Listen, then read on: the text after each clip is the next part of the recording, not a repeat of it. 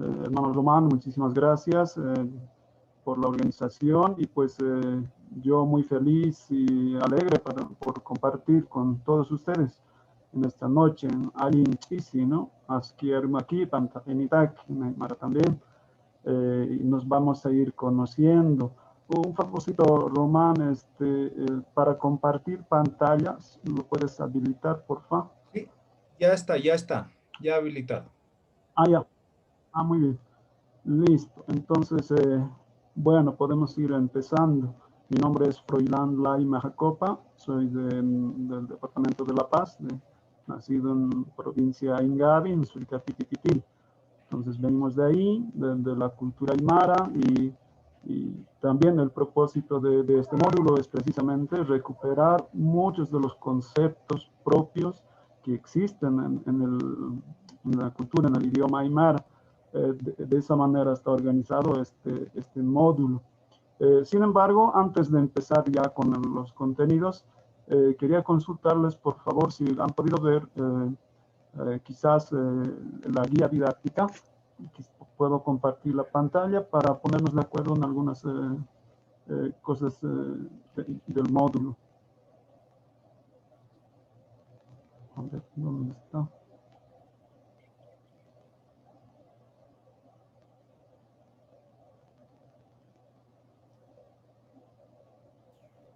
Bueno, aquí está el...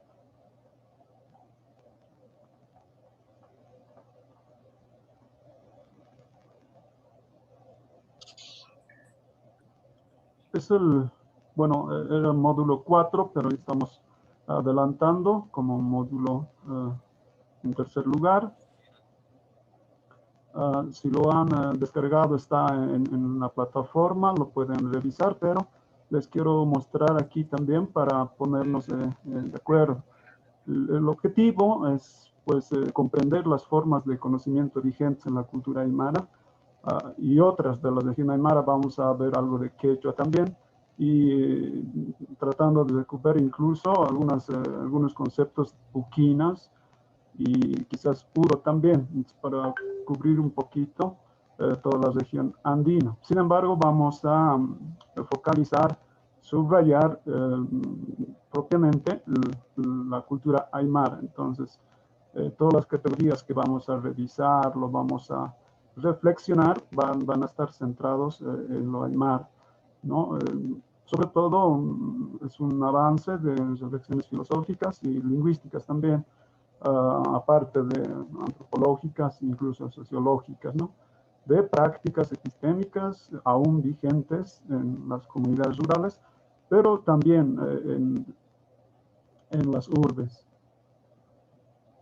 Luego tenemos el contenido. Hoy día vamos a hacer una introducción general a la epistemología y adelantar un poco ya lo que se va a venir en las siguientes semanas. Entonces, esta primera semana las temáticas propuestas son, claro, empezar con la pregunta básica, ¿no? ¿Qué es la epistemología? Si es que todavía puede hablarse y en qué sentido de una epistemología indígena o aymara o de otros contextos, digamos, ¿no? Luego vamos a decir algo sobre las formas de conocer plurales. Hay toda una discusión, ¿no? En la filosofía entre el universalismo y relativismo. Vamos a pasar un pequeño repaso sobre eso también. Además de cómo se trata de un idioma, el estudio de un idioma para usarlo como categorías filosóficas. Entonces, aprendemos también, dialogamos con lo que es el giro lingüístico, ¿no? Que que lo han llamado así, sobre todo en Europa y en Estados Unidos del pasado siglo. Eso y algunos otros debates muy internos ya, tal vez muy técnicos, dentro de las corrientes contemporáneas de la epistemología. Por ejemplo, el internismo y el externismo, ¿no? O el fundamentismo y el coherentismo, por ejemplo. Y hay varios otros. Vamos a pasar eso también. Luego, la segunda semana, está la cognición aymara propiamente dicha. Hoy día ya vamos a hacer una introducción somera a eso, pero nos vamos a dedicar en la segunda semana más propiamente quizás muy ampliamente sobre eso, ¿no? Las categorías propias de la cognición desde el Aymara.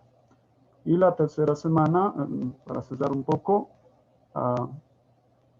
cómo es el razonamiento en el Aymara, ¿no? Lo que se ha venido estudiando como lógicas multivalentes, por ejemplo, la trivalente puede ser ahí, o la lógica modal también. Vamos a abordar desde ese lado cómo funcionaría el pensar, ¿no? El pensar desde lo Aymara y la cosmovisión del tiempo como una pequeña sugerencia adicional también. Y la última semana nos vamos a dedicar a hacer las exposiciones. Aparte de que cada sesión siempre vamos a estar interactuando con preguntas, respuestas, reflexiones, dudas, lo que fuera, vamos a compartir siempre comunitariamente, pero específicamente en la última semana lo vamos a dedicar a exposiciones. Ya nos vamos a organizar tanto por WhatsApp como por la plataforma, cómo vamos a conformar esos grupos para la última sesión. Bueno, las actividades, la metodología también ya está descrito ahí. Hemos cargado ya en la plataforma 2 lecturas básicas, uno sobre teorías contemporáneas de la justificación epistémica y el otro libro, el central, bueno, son 4 capítulos extraídos de un último libro que se ha presentado, en el que se avanzan las reflexiones, ¿no? Esas 2 lecturas básicas. De todas maneras vamos a estar sugiriendo también otra bibliografía, que hay bastante, ¿no? Incluso hay tesis que recién se están empezando a estudiar esta nueva temática. Más lo conocíamos como cosmovisión, ¿cierto? Pero ahora hay este avance, digamos, hacia una reflexión propiamente epistemológica, de construcción del conocimiento. Mi persona va a estar desarrollando las presentaciones y como ya dijimos, las reflexiones tanto individual y en plenarias siempre van a estar presentes, porque es parte de la evaluación también. Ahorita pasamos a eso. Y las exposiciones grupales que les decía que va a ser la última sesión y un ensayo final que cada uno va a presentar para su calificación, ¿no? Y la evaluación entonces es esta, la participación. Fichas resumen que vamos a empezar como una primera actividad de algunos de los capítulos de esos 2 libros propuestos. Y por supuesto las exposiciones, ¿no? Bien, eso es, si hay alguna duda, ahorita lo podemos absolver o ponernos de acuerdo en alguna cuestión sobre esta parte más metodológica del módulo. Les escucho, hermanas, hermanos, otra vez un saludo cordial. Taquini tequisa más marumapan, taquichi mampiwa, marun tamaq mantahu, taqimainit por fenix.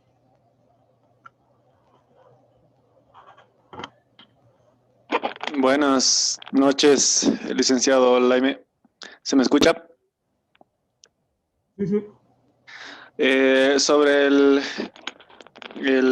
exposición y también el ensayo del final de la clase o del módulo, se nos va a hacer conocer el tema solo en las últimas semanas, porque tal vez sería también útil conocerlo desde ya nomás para irlo trabajando durante este mes para que no se nos acumule en la última semana solamente el ensayo y el trabajo grupal.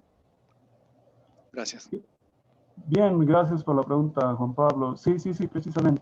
Estamos empezando, ya está puesto como tarea en la plataforma, hacer 2 fichas resumen. Uno de ellos, la introducción general a ese libro, y el otro, escoger algunos de los capítulos del otro libro, ¿no? Más propiamente Aymara. Entonces, ahí nos vamos a ir dando cuenta desde hoy día ya, por supuesto, en la siguiente sesión, cuáles son las grandes temáticas en este campo. Entonces, uno de esos temáticas es libre de escoger cada uno y lo va a desarrollar. Y si es que es necesario sugerir otras bibliografías más, entonces yo lo voy a hacer para que se pueda abundar también si es que si se quiere extender, ¿no? Pero hemos puesto solamente como unas 5 páginas aparte de la carátula, ¿no? Está en las tareas indicadas. Entonces, les voy a ir diciendo la siguiente sesión cuáles son esas temáticas posibles de elegir. Gracias. A ver, ¿alguna otra pregunta quizás sobre esta parte? Y luego pasamos a empezar con los contenidos. Sí, buenas noches. Una consulta va a ser, ¿tiene que ser obligatoriamente la formación de grupos, tanto para la exposición como para el ensayo? ¿O puede ser individual de la misma forma? Porque no sé si los demás compañeros tienen el mismo problema, pero yo no tengo mucho tiempo, solo en las noches, y no sé si se va a poder coordinar con ellos y al final como que a veces termina uno perjudicando más que beneficiando. No sé si sí o sí va a ser por grupos para que igual se pueda ir trabajando, no sé, y empezar a coordinar. Sí, la sugerencia es eso, con la conversación de la organización del módulo. Pero pudiera ser, ¿no? Si hay mucha dificultad en comunicarse por WhatsApp o algo, yo creo que podemos abrir esa opción. ¿Qué dicen hermanos también? Yo había sugerido eso para trabajarnos, ¿no? En equipo, pero por digamos, la dificultad de comunicación puede ser que algunos no se puedan, ¿no?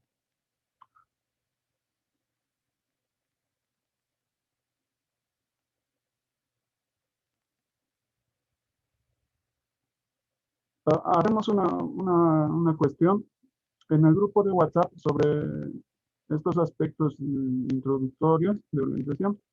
Se puede plantear si finalmente podemos ir a la votación o si estuviera la dificultad de formar los grupos. Ya eso sería una de las dudas, ¿no? Lo de ensayo creo que va, porque no va a ser muy largo también. Eso es. La exposición sería, creo, la única duda, ¿no? De hacerlo la última sesión. La idea era, digamos, unos 4 personas, 5 personas forman por afinidad, por comunicación, etc. Ah, y en la exposición cualquiera de ellos pudiera realizar en la última sesión, para no alargarnos mucho también. Entonces yo voy a ver en la exposición el tema presentado, que al mismo tiempo lo van a presentar en forma escrita, ¿no? El trabajo del grupo, de los integrantes. Entonces, ambas cosas lo voy a ver para ponderarlo ah, en la evaluación.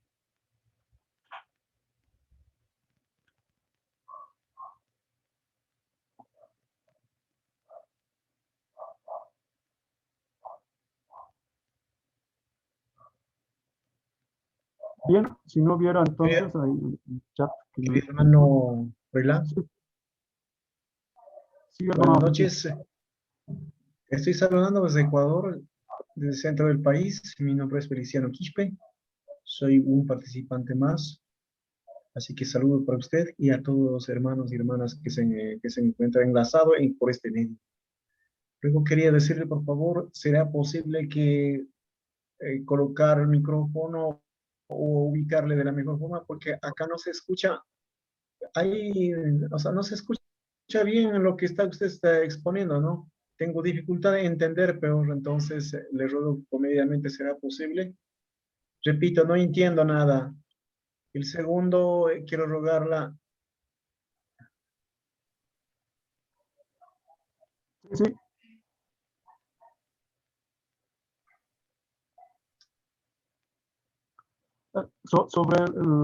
Sobre el sonido, ¿los demás están escuchando bien? ¿Es distinguible? Se Sí, escucha señor. distorsionado. Si eso es a eso es lo que se refiere Felipe. Hay un Entonces, sonido la señal. intermitente ahí que cuando se mueve suena y no permite que se escuche adecuadamente o se entienda adecuadamente. Eso nada más. Exacto, es como si se le escucha, pero hay como un sonido, ¿no? Que de alguna manera interfiere. Exacto, como una especie de estática.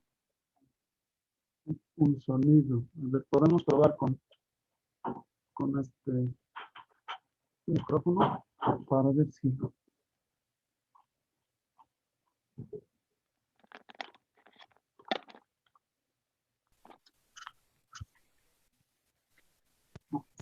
Está mal ese micrófono.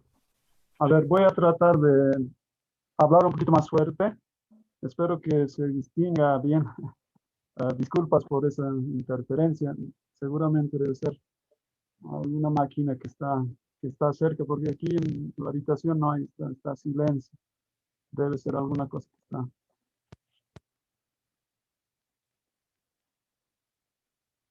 Bien, a ver, continuaremos entonces. Voy a tratar de hablar un poquito más alto. Ah, si se escucha.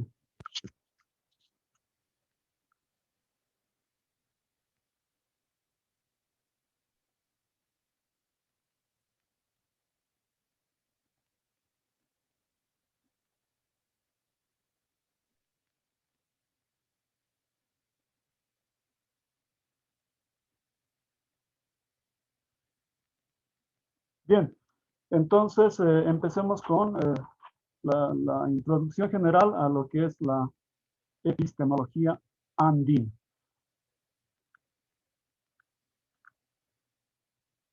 Primero presentarles las, eh, las unidades temáticas grandes, ¿no?, que vamos a desarrollar en las sesiones. Primero vamos a ver hoy día la parte más general, la ciencia y la epistemología. Y ahí podremos dialogar, conversar sobre dicha temática hoy día, ¿no? Luego vamos a pasar a lo que es la cognición propiamente en el Aymara. Es decir, qué procesos y qué formas se dan en la práctica, en el cotidiano, en vigencia, para que el ser humano pueda adquirir el conocimiento y la comprensión. Y ya lo vamos a ir viendo. Luego, para cerrar eso, un poco lo que les comentaba, ¿no? El razonamiento, la lógica en el Aymara. Vamos a cerrarlo con eso. Y la última sesión van a ser las exposiciones. Eso es a grandes rasgos lo que se va a abarcar en este módulo. Ahora, para empezar, yo quiero plantearles esta cuestión, para empezar a reflexionar. Hay un comentario, una postura por parte de cientistas sociales, pero también de los filósofos. Por ejemplo, en la Argentina hay un tal Pollari, por ejemplo. En México he leído recién una crítica muy similar al giro de colonial, ¿no? En realidad, a las epistemologías del sur de Boaventura de Sousa Santos. Entonces, ¿cuál es la crítica que hacen? Aceptan, dice, es comprensible que sí hay modos diferentes de conocer el mundo. Cada persona, cada cultura, diríamos. Sí hay diferentes maneras de conocer. Además que entre ellos puede ser incluso incomparables, incompatibles, ¿no? Que no hubiera, digamos, un aprendizaje mutuo, etc. Llegando al extremo, ¿no? Pero esta es la cuestión. Y quiero preguntarles si están de acuerdo o de qué manera se puede matizar, incluso criticar esta postura. Dicen, si bien hay modos de conocer diferentes, pero no epistemologías diferentes. Entonces, ¿en qué estaría la diferencia entre forma de conocer y la epistemología? Pues la forma de conocer es cotidiana, ¿no? Es lingüístico, es cultural, en todo sentido. Pero la epistemología ya sería una reflexión filosófica de segundo orden, por decirlo así. Entonces, lo que dicen los que sostienen esta postura es, claro, los indígenas conocen a su modo, pero lo que ya no pueden hacer es conocer lo que conocen. Y precisamente eso sería la reflexión epistemológica, ¿no? Buscar las garantías cognitivas de todo tipo, desde la fundamentación de cualquier conocimiento, y eso ponerlo como una filosofía abarcante, universal. El único que hubiera podido lograr desdoblar de esa manera la reflexión en este campo habría sido occidental. En resumen, esta postura estaría diciendo que la epistemología solo es occidental, no puede ser indígena. Entonces, los pueblos, nosotros, por ejemplo, los aymaras, los quechuas, no habríamos llegado, digamos, a esta instancia de reflexión de segundo orden, por decir, que sería único, además, sería universal, ¿no? ¿Qué les parece esta postura, esta opinión que sostienen algunos?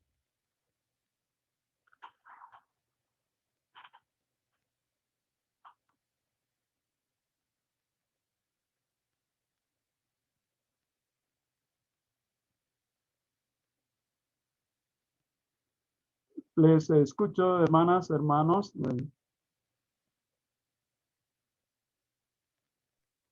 Disculpe, ¿podría O repetir? mi audio está malo. Ya, sí, les quería plantear este problema de inicio para empezar la reflexión sobre esta postura que tienen algunos de no aceptar que la epistemología sea desarrollada en los pueblos indígenas, sino que la epistemología solo sería una reflexión de segundo orden propiamente occidental. Entonces, no aplicable, digamos, a los pueblos indígenas, porque si bien tendrían sus propias maneras de conocer, pero no llegaría eso a plantearse como epistemología o como filosofía del conocimiento, ¿no? A eso no hubiéramos llegado. Entonces, aceptan que hay maneras diferentes de conocer, personales, culturalmente, pero ya no como epistemologías plurales. Eso no cabría, digamos, en lo que sería lo propiamente epistemológico, ¿no? ¿Qué les parece esa cuestión así para reflexionar entre todos también aquí? Personalmente, buenas noches. Personalmente, puedo reconocer que sí, por lo menos he visto este tipo de problemas anteriormente. Una vez se me explicó que la lógica que tenemos, bueno, que se tiene en Occidente, viene de la filosofía y reflexión, por ejemplo, de Aristóteles, de esos lugares, ¿no es cierto? Entonces, donde, por ejemplo, existe la lógica de sí y no, como el código binario, digamos, ¿no? Que sí y no. Pero en otras culturas, por ejemplo, en la hinduista, si no me equivoco, existe que por ejemplo, una oración puede ser sí, puede ser verdadera o puede ser falsa, o puede ser verdadera y también falsa, o puede no ser ninguna de ellas, ¿no? Y esa lógica no,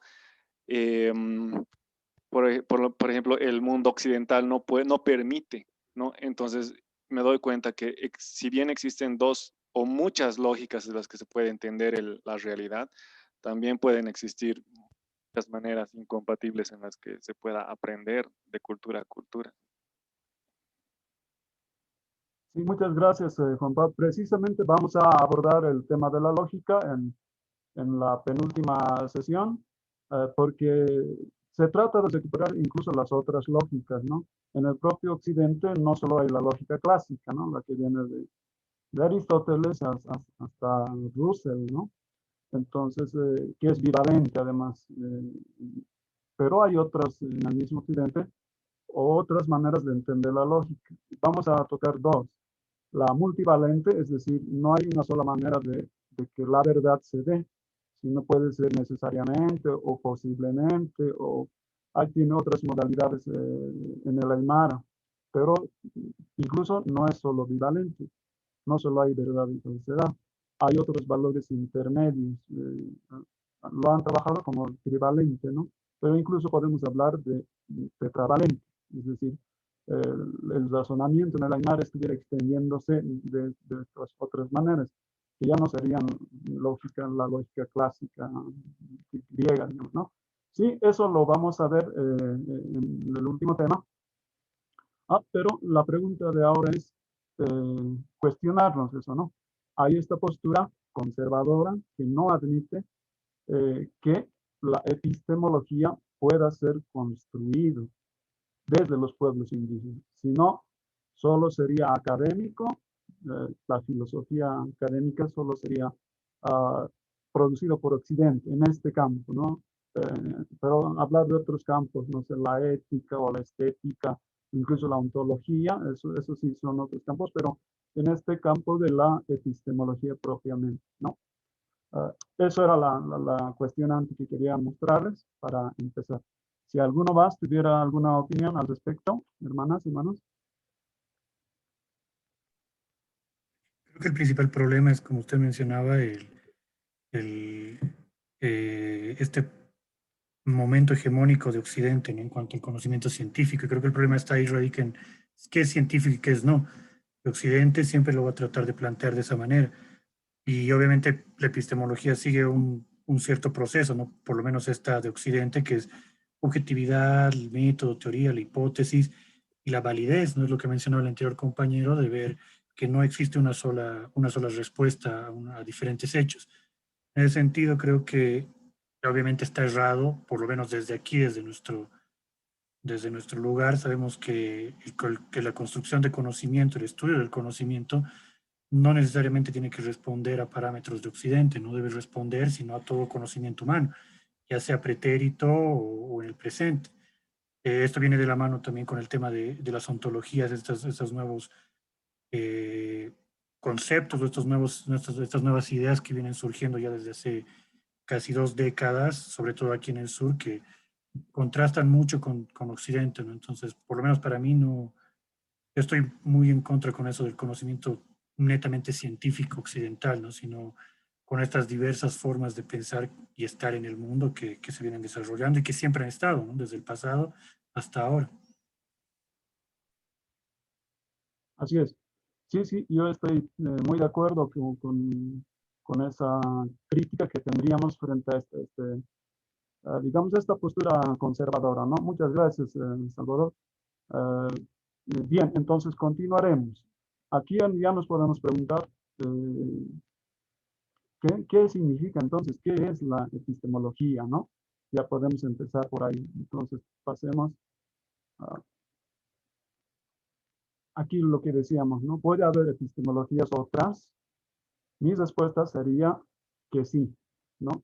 No se puede dar digamos, una exclusividad de eso a Occidente, pero con una salvedad. En el segundo libro que les compartí, decimos que una cosa es hablar de la epistemología dominante, la hegemónica, que se va a circunscribir a la ciencia, ¿no? La epistemología como filosofía de la ciencia, en forma restringida. O hay la otra postura, que la epistemología como construcción del conocimiento, que es un poco más amplio. Incluso otros hablan de la nociología, ¿no? Eso abarcaría mucho más todavía, ¿no? Entonces, lo que no podemos hablar quizás, no tendremos la misma epistemología practicada por Occidente, en el sentido de la ciencia, que viene en realidad de la filosofía, ¿no? Podemos hablar harto de la historia de la ciencia, o las reflexiones de filósofos sobre la práctica científica, del conocimiento científico, desde Bacon hasta el presente, ¿no? Con todas las teorías de la justificación, por ejemplo. Entonces, esa manera de entender puede ser que no esté practicada en los pueblos, pero sí otras maneras, ¿no?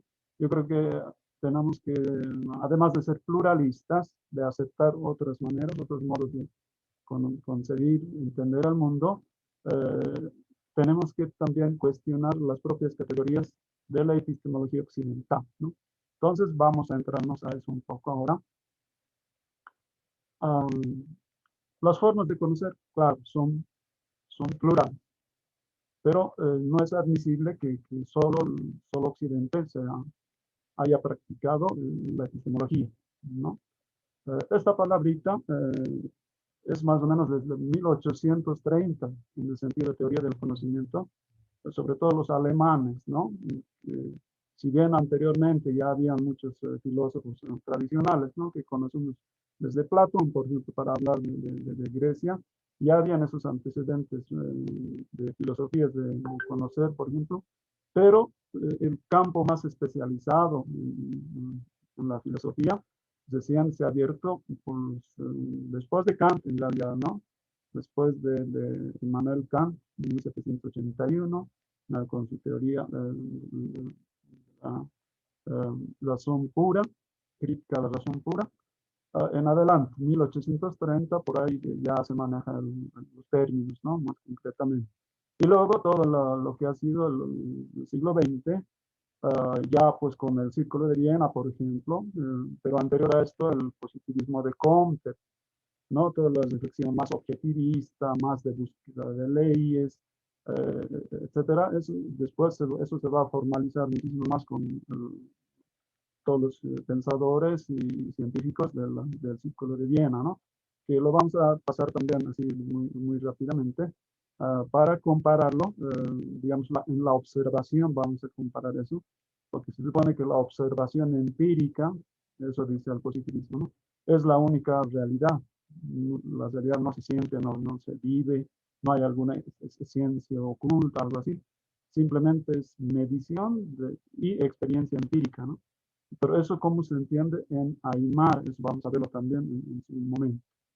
Bien, decíamos que es la epistemología, es la reflexión filosófica del conocimiento, para decirlo un poquito más amplio, para no decir es la filosofía de la ciencia, simplemente, ¿no? Y además ciencia dura, ¿no? La física y la química, digamos, que ya no se aplicaría tanto, por ejemplo, a las humanidades, a las ciencias sociales, que tendría otras filosofías como la hermenéutica, etcétera, sin limitarnos de esa manera, sino como teoría del conocimiento en general. Y de esa manera nos puede servir también varios conceptos que manejamos en tecnología para entender, para comparar, para dialogar con nuestras propias maneras aymaras y quechuas y otras para entender el conocimiento. Les decía ya un poco de la historia de la teoría del conocimiento, ¿no? 1830 en adelante y sobre todo con este gran trabajo del Círculo de Viena, el positivismo lógico, de 1922, 1930 para adelante. Pero también ha tenido críticas, ha habido reacciones, sobre todo de historiadores de la ciencia que no estaban de acuerdo con esa manera de concebir la epistemología que tenían los positivistas lógicos, ¿no? Entonces, porque estaban muy cerrados a que lo único que debe haber es un único solo método científico. Además, producto de eso, toda la ciencia iba a desarrollar un solo lenguaje científico para describir el mundo en su totalidad y no otras maneras, la metafísica, la religión, etcétera, para nada. Entonces, esa manera de entender que, digamos que la teoría que se produce en un campo científico casi como atraparía el mundo de manera transparente, ¿no? Y además muy concreta también. Entonces, los historiadores de la ciencia, los sociólogos de la ciencia han reaccionado contra eso y han dicho no. Los datos empíricos supuestamente puros, desnudos, objetivos, no existen. En realidad siempre está mediado por una carga teórica y también por una carga incluso cultural. Por ejemplo, hay una gran discusión entre el positivismo al estilo de Karl Popper con los de la teoría de Frankfurt, que critican precisamente, hay que hacer teoría crítica, o sea, no una teoría conservadora del orden, sino que la teoría tiene que servir para la transformación de la realidad, no solamente para su descripción de lo injusto del mundo, sino guiarse por visiones que nos lleven más a la armonía, digamos, de nuestro lado, podemos decir, a la justicia, etcétera, a mayor felicidad, por decir. Que creo que el Aymara busca eso, como vamos a ir viendo.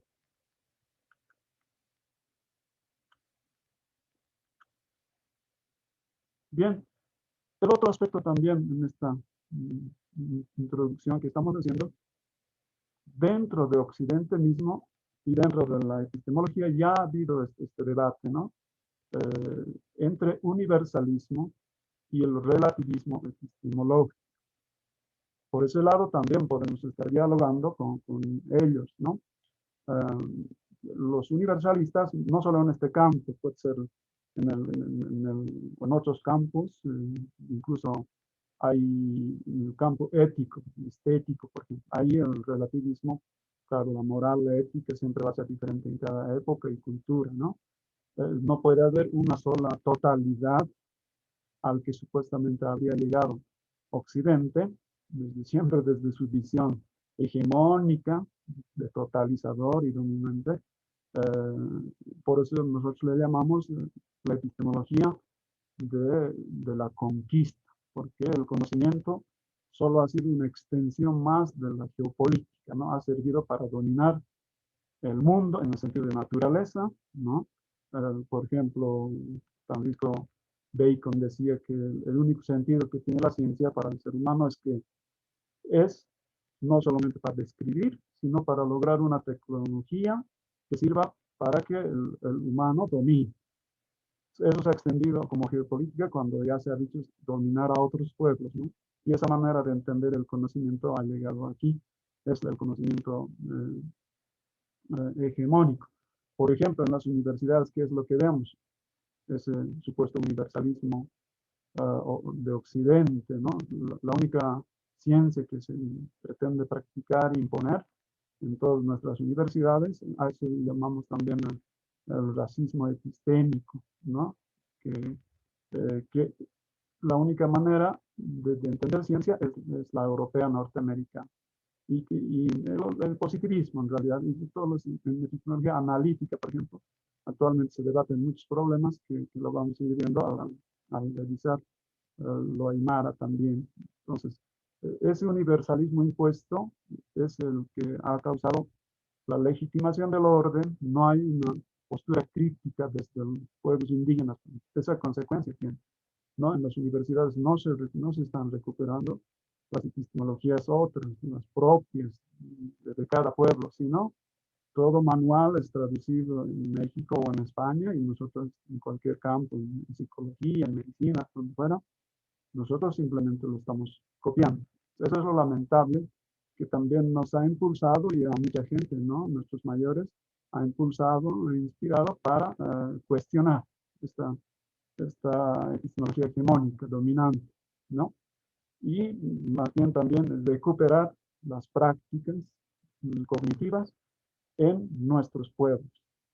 Bien, por un lado eso, ¿no? El universalismo que sigue, es una postura que sigue presente, y el relativismo epistemológico, es decir, que el conocimiento que como personas o como institución o como cultura tengamos, vale solamente en ese contexto, en esa época, para ese pueblo, ¿no? No se puede, digamos, no puede haber criterios para decir esta es la verdadera epistemología, por decir, en Europa, y ya no sería verdadera epistemología. Criterios para clasificar y medir uniformemente no habría.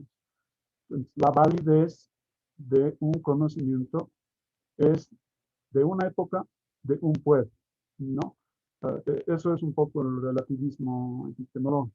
Hay autores como Feyerabend que decían, ¿no? No puede haber un solo método científico. Aquí todo vale, así, ¿no?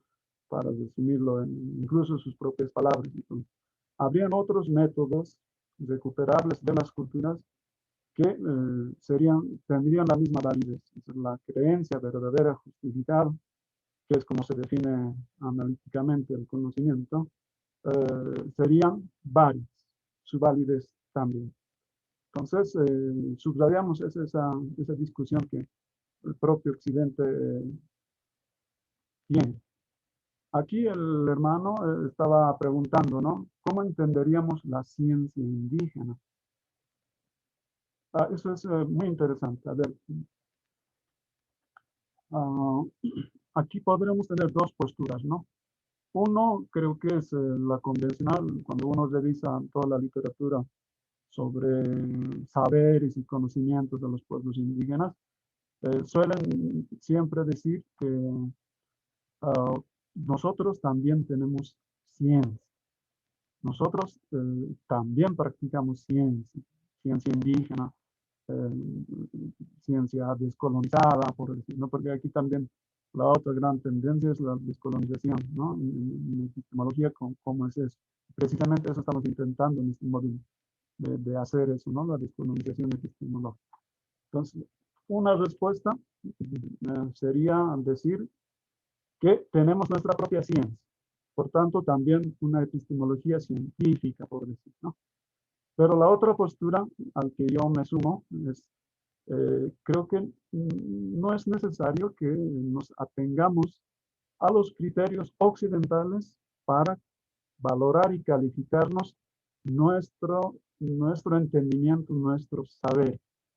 Entonces, yo diría, incluso, y tal vez ya no podríamos hablar de epistemologías indias o epistemología indígena, sino usar de entrada ya nuestras propias categorías, que ahorita vamos a, y esperemos que terminar este módulo con esa idea. Dejar de hablar a la ciencia a la manera de Occidente y concedernos con nuestras propias categorías. Eso es uno de los objetivos que aspiramos también en esta reflexión de estos módulos. Bien, de todas maneras, repito, hay esas dos posturas ante la pregunta de ¿tenemos ciencia o no? ¿No? Unos dirían, claro que tenemos y está al mismo nivel o es una ciencia practicada de similar manera que Occidente.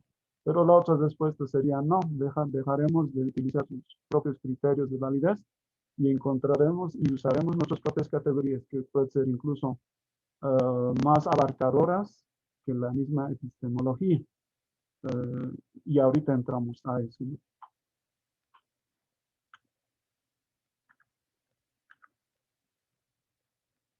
Una de las propuestas centrales de este módulo es el desarrollar, el ampliar y resaltar los aspectos conceptuales que tienen nuestras propias categorías en el Aymara. Enseguida voy a hacer una presentación aparte sobre las maneras diversas de hacer conocimiento y además cómo conocer ese conocimiento en el Aymara. Pero nosotros nos hemos focalizado en el libro que les mandé, también está así, en 4 categorías principales. Y empiezo a mencionarlos porque vamos a estar hablando de ellos en las siguientes sesiones, ¿no? 4 categorías principalmente. Uno es la observación, el ver. Y en Aymara eso es el uñaña. Eso es el verbo básico con su infinitivo, ¿no? Uña, ña. Entonces, o jawel sería en quechua, ¿no? Una de las categorías, entonces, el uñaña. Lo interesante del idioma es que como es un idioma aglutinante, es decir, trabaja con 200 sufijos, pero 50 de ellos modifican el significado de la raíz verbal. Y ahí nos encontramos con una diversidad y pluralidad del ver nomás muy grande. La productividad del lenguaje es muy alta en la Aymara, también en el quechua, ¿no? El ver, entonces. La otra categoría es el pensar, el look-in, ¿no? El reflexionar de manera libre. Y justamente ahí estamos incluyendo el razonamiento, la lógica, con la que estuviera funcionando el razonamiento desde el Aymara, ¿no? El look-in, el pensar. Una tercera categoría es el yatín o el yachay también, ¿no? En quechua. Hemos tratado de buscar la etimología de eso. Parece que los trabajos que se tienen hasta ahora, el yatiña del Aymara vendría del yachay, o por lo menos hubieran coevolucionado, yachay quechua, pero con un origen probablemente del proto-quechua, ¿no? De ahí vendrían este concepto, por ejemplo, que es el saber cómo, ¿no? El saber práctico, pero también teórico. Lo vamos a estar ampliando. Ahorita solamente presento como las palabras que vamos a trabajar. Categorías, en realidad, no se tienen que quedar como simples palabras que cotidianamente usamos, sino la propuesta es, tenemos que extraer sus aspectos conceptuales y precisamente eso es hacer filosofía del conocimiento, ¿no? Eso intentamos hacer aquí. Y la cuarta categoría es el amuyaño. el Amuyan, el comprender la totalidad o un espacio grande de cualquier acontecimiento en el mundo. El Amuyan, el entender, ¿no? Y al igual que en el caso del ver, también estas otras categorías se diversifican con el uso de los sufijos, ¿no? Que lo vamos a ver en su momento. Bien, esas son las categorías propias que de momento quiero presentarles. Si hubiera alguna otra, alguna cuestión, alguna pregunta, voy a estar feliz de responder, de compartir sus reflexiones también.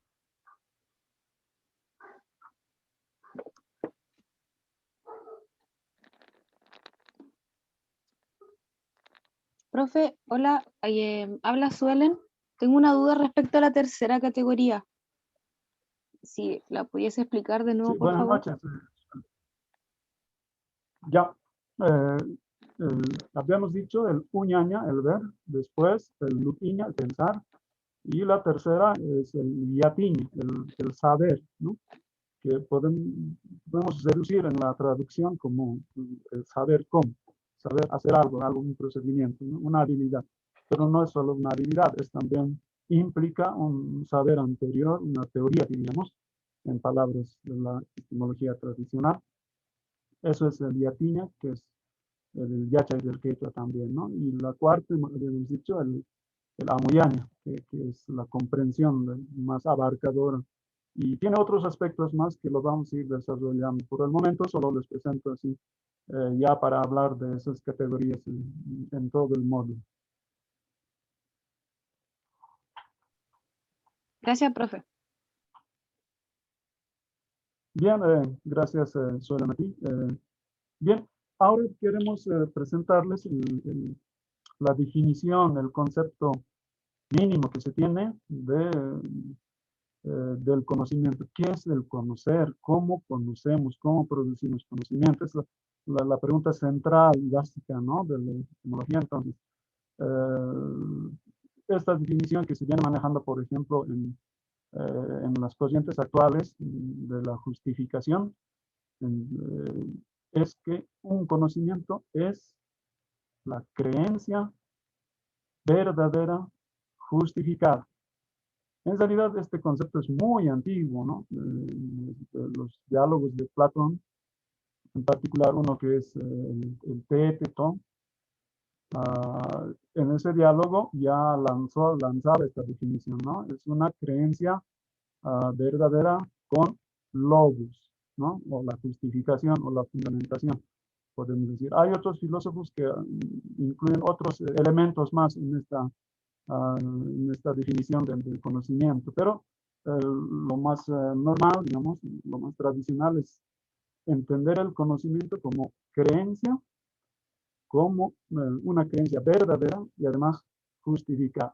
Pues aquí en este esquemita podemos ver, es que la epistemología también tiene mucho que ver con la ontología, ¿no?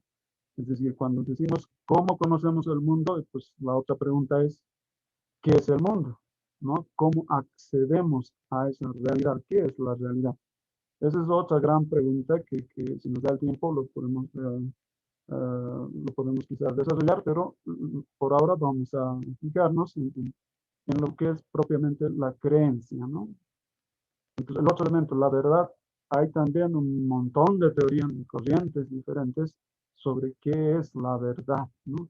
En Aymara eso sería el checa. Es interesante esto del checa porque por ejemplo, no tiene similitud, por ejemplo, con las teorías tradicionales en filosofía. Normalmente, la mayor parte se ha entendido la verdad como la correspondencia, ¿no? Entre lo que se está diciendo o se está pensando con la realidad al que está representándolo, ¿no? Desde Aristóteles ya se decía, ¿no ve? Lo que se dice tiene que estar en correspondencia con lo que es. Y ahora el problema es cómo se determina esa correspondencia. Todo problemas también. La otra definición de verdad sería como coherencia, ¿no? Entonces, no hay ese contacto con la realidad desnuda, sino que todo está dentro de una teoría o de varias teorías. Entonces, si hay coherencia en todas las teorías, entonces lo que manifiesta esa teoría va a ser verdadero. Esa sería, digamos, la otra idea de verdad. Pero en Aymara, el checa es rectitud. Checa xarat, por ejemplo, ¿no? Vas a ir directo. Esa, digamos, la rectitud. Pero tiene una implicación jurídica también eso, ¿no? Algo que es correcto. Eso es recto. Tiene ese aspecto más, digamos, más jurídico o más moral. Más moral. Pero checa también es el darse cuenta o constatar lo que está en la realidad. Eso esa constatación puede ser visual, puede ser en otros aspectos, ¿no? Entonces, lo interesante aquí tampoco coincide lo de la creencia. Entonces, uno puede buscar en los diccionarios de Aymara en qué es creencia. Entonces, es la representación mental, ¿no? En castellano diríamos así, ¿no? Lo que tenemos en la cabeza y lo que nos imaginamos, ¿no? O queremos. La creencia tiene varios aspectos, pero ese sentido de una representación mental interna a la cabeza, algo así, no hay esa idea en el mar. Entonces, directamente ya es a los tipos de saber. Entonces, hay por ejemplo, una gran diferencia, ¿no? Entonces, estos son los elementos que hacen a un conocimiento. Claro, tiene que haber un sujeto. Aquí también no vamos a ampliar mucho si es solamente el sujeto humano el que tiene conocimiento. Creo que estaríamos de acuerdo en decir que no. Todos los seres, a su manera, tienen conocimiento. El humano solamente es, el conocimiento humano solamente es la perspectiva del ser humano sobre los demás seres, ¿cierto? Entonces, en Aymara, por ejemplo, hay un dicho bien bonito, dice, Fisis anus calar, asisao por ingerir, cuando el perro, el gato, digamos, se han alejado de la casa, pero ¿cómo llegan? Preguntan a las pajas, a las piedras, y preguntando así, vuelven a la casa. Ese tipo de comunicación entre los seres, creo que lo hemos perdido, ¿no? Lo hemos olvidado. Entonces, el sujeto cognoscente, aquí claro, vamos a focalizarlo en el ser humano, pero hay estos otros conocimientos, ¿no? Los bioindicadores, por ejemplo, ¿no? Entonces, las plantas saben. Entonces, ¿cómo sería en ese sentido más amplio todavía de epistemología? Estaríamos desbordando ya, ¿no? Entonces, hay un sujeto humano, solamente por el momento vamos a decir eso, que tiene una creencia y sobre la realidad hay una percepción. Y vamos a profundizar mucho esto de la percepción desde la categoría del ver, del uñán, la percepción visual sobre todo, ¿no? Bien, la verdad, ya hemos dicho, es, no es ni coherencia ni correspondencia, sino rectitud, ¿no? Y la validez de esa, además tiene que estar formulado en una proposición. Esa es la otra característica de la epistemología normal, tradicional.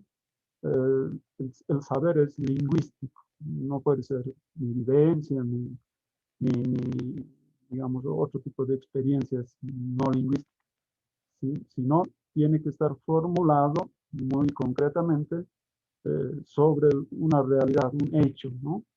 Entonces, a eso nomás se llama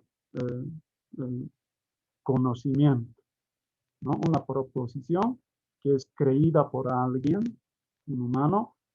Esa proposición tiene que ser verdad, y para que sea un conocimiento verdadero tiene que haber una justificación. Y eso se hace, las teorías de la justificación igual, ¿no?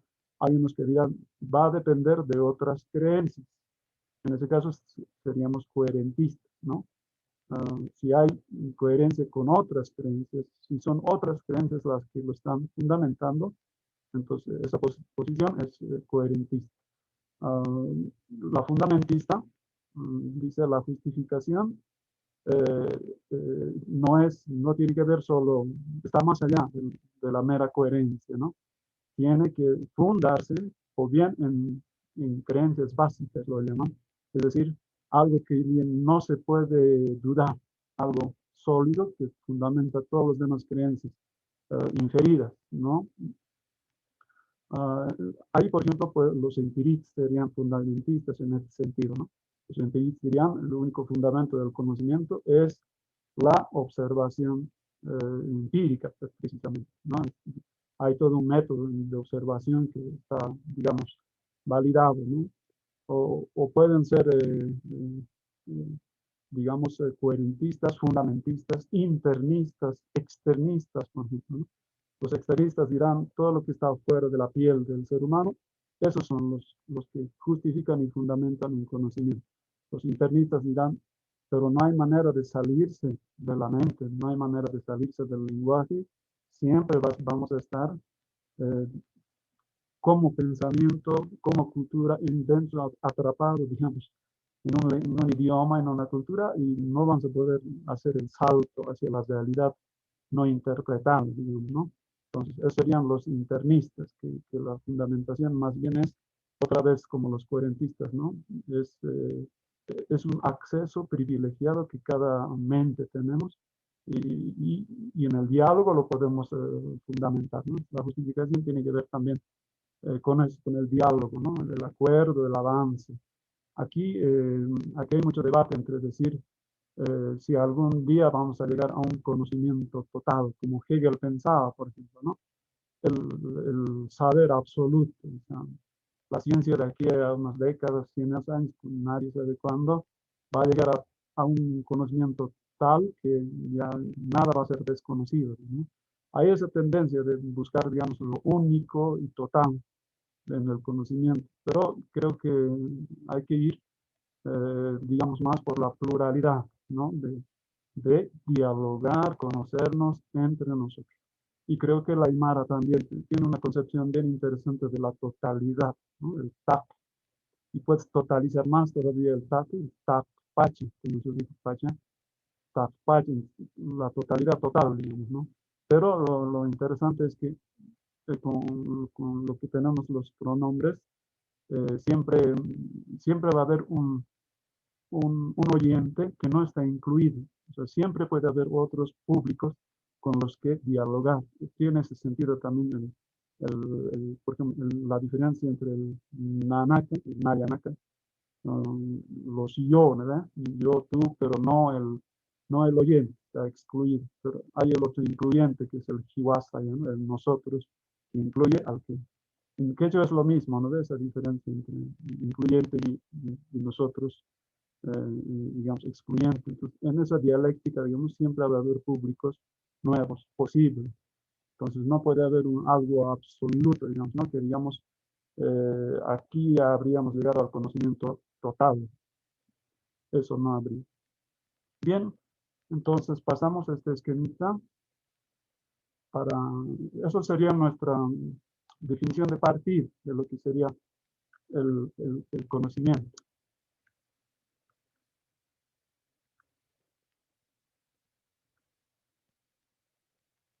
Aquí vamos a entrar ya a hacer algunas críticas a esa manera de entender el conocimiento, más histórico, más sociológico, digamos, ¿no?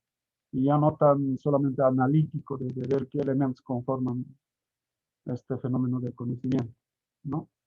Bien, nosotros lo hemos denominado una epistemología de la conquista, a la manera hegemónica de entender el conocimiento. ¿Y por qué? Porque el conocimiento lo que hace es hacer posible más bien la dominación. Está al servicio de la voluntad de poder, es decir, que hablaba el filósofo Nietzsche, que todo es poder, ¿no? Esa manera de entender que la vida es expansión. Y si un sujeto, una civilización no se expande, pues ya no sería inteligente. Entonces, esa manera de entender en biología, lo mismo que es la vida, lo que se extiende, ¿no? No solo se mueve. Entonces, eso es bien diferente a nuestro fundamento. Nosotros hablaríamos ya no del conocimiento o de la vida como expansión y cada vez mayor dominio frente al mundo o frente a otras personas, no entenderíamos así nosotros. Nosotros diríamos, desde la Aymara también, ya en vez de hablar de expansión, ya hablaríamos de un equilibrio. Ese ya es otro fundamento, ¿no? Pero hablando del conocimiento, de modo muy tradicional, claro, ya lo entienden así, ¿no? Desde la cultura dominante occidental. Pues una característica del conocimiento, dirían ellos, es diastático. Es decir, y eso hemos aprendido desde el colegio, igual lo mismo en la universidad, en las materias de metodología y todo.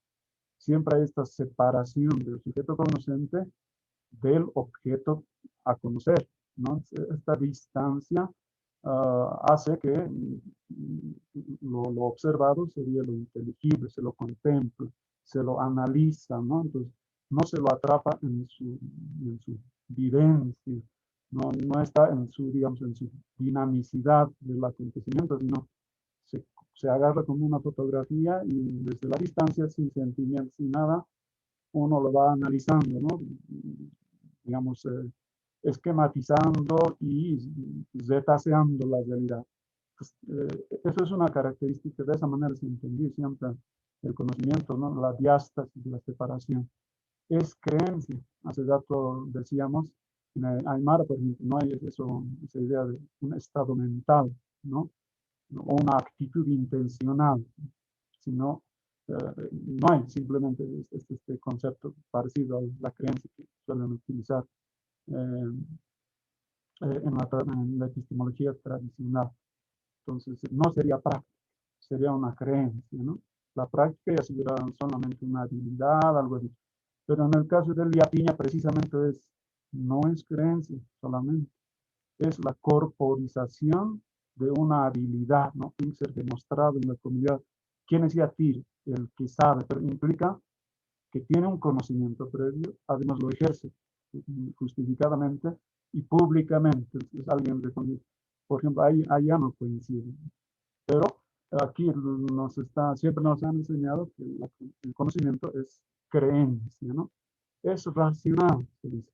Entonces, o sea, está limitado a lo intelectivo, ¿no? Se opone incluso a lo que es lo emocional, lo vivencial. No, porque simplemente sería una lógica, ¿no? Una racionalidad. Eso también es parte del conocimiento tradicional, ¿no? Es abstracto, claro, es una representación conceptual y desecha más bien lo concreto y lo contextual, la irradiación, digamos, viviente de la realidad, no es abstracto. Es universal, y entramos otra vez en esa característica, ¿no? La teoría expresa lo necesario, la realidad tiene que ser de una sola manera, y a eso tiene que llegar una teoría universal, ¿no? Porque simplemente si es una creencia particular, si una sola persona lo tiene, entonces ya no sería conocimiento, sería una percepción, una opinión, lo que fuera, pero para ser conocimiento tiene que ser universal, ¿no? Y entonces se opone a lo contingente, a lo que cambia, a lo que puede ser y no puede ser, eso ya no es conocimiento, ¿no? Pero en Aymara sí que, en el caso de Luquiña, por ejemplo, sí es lo contingente, ahí también, ¿no? Y un conocimiento es verdadero, lo que decíamos hace rato, ¿no? Defiende la certeza de lo real postulado. Una proposición, una teoría postula algo como si fuera la realidad y lo tiene que defender esa certeza, ¿no? Si no tuviera esa certeza, no sería verdadera, ¿no? Entonces hay ese conflicto de entender lo verdadero, ¿cierto? Es instrumental, esto creo que es el otro núcleo de nuestra crítica a la epistemología tradicional. Se ha entendido el conocimiento como instrumental. Ya decíamos, Bacon decía que la única ciencia que puede servir es para controlar, para extender la medición, para controlar y finalmente cambiar, dominar el mundo, ¿no? Si no tuviera ese sentido, entonces ya no sería ni ciencia ni conocimiento, ¿no? Entonces, en este sentido, por ejemplo, la Escuela de Frankfurt ha defendido esta crítica, ¿no? Que la razón instrumental nomás ha dominado en Occidente y esto ha sido un error. Por eso se han producido las guerras mundiales, todo. porque la razón solo lo estamos entendiendo como la parte del control, lo intelectual, ¿no? Y no otras racionalidades de la vida, por ejemplo, vamos a hablar nosotros harto de eso, de lo relacionado a la vida, pero no, la razón instrumental no de eso, solo tiene que servir para el trabajo de transformación y cambio tecnológico. Ese sería su sentido último, digamos, ¿no? De la ciencia, del conocimiento científico. Además es para la ventaja, eso es bien interesante, ¿no? El conocimiento es para obtener una ventaja, una superioridad. ¿Por qué? Bueno, en cualquier campo aumenta la capacidad de predecir y controlar en beneficio del conocedor, ¿cierto? Entonces, esa manera de entender igual es muy hegemónico, pero no en nuestras culturas, que hay que captar otros sentidos. Es verbal, lo que decíamos también hace rato, tiene que estar formulado lingüísticamente, ¿no? En proposiciones. Es decir, la afirmación de que un hecho está en el mundo. Esa proposición que solo puede ser verdadera o falsa, es en lo que se basa en la teoría del conocimiento tradicional. Es discursivo, ¿no? No capta el acto. ¿Qué sería, Neymar, la acción cognitiva? Ya tiene otra dimensión vivencial y, digamos, de acción. Bien, vamos a ampliar un poco más las características tradicionales de entender el conocimiento y distinguiendo un poco de las ideas propiamente aymaras, que lo vamos a ir ampliando mucho más después. Ahora sí, quiero ya como una introducción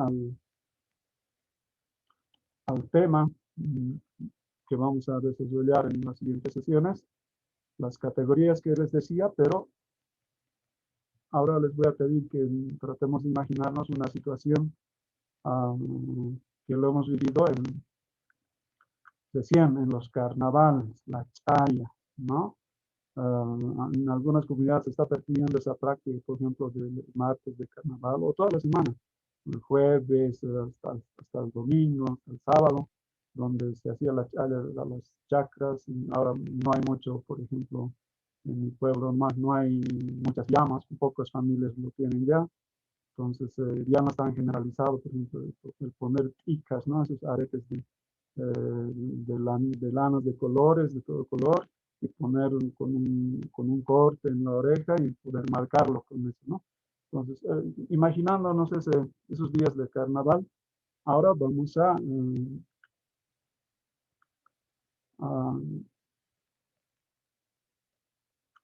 enumerar las formas de conocer en el Aymara. Las otras formas, ¿no? He mencionado 4, pero atendiendo un poquito también a la teoría que existe, vamos a enlistar un poquito, imaginándonos esos actos de esos días de carnaval. Ahora una preguntita, por favor. Voy a abrir un Word.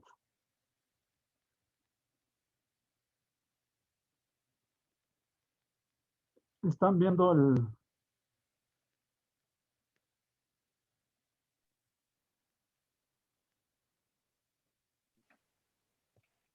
No se proyecta nada todavía. Ya. Un ratito, por favor. Compartir. Bien, estoy preparado también ya un poquito más formal. Voy a hacer una lectura que les voy a pasar también después al grupo o como un resumen introductorio a todo lo que vamos a desarrollar. Bueno, como dijimos, normalmente el conocimiento se entiende como la capacidad que nos permite entender el mundo, de procesar información, actuar en ese medio y trascenderlo. Y que la ciencia es ese conjunto sistemático de conocimientos o de teorías adquiridas históricamente, ¿no? Eso más o menos tenemos normalmente entendido la ciencia.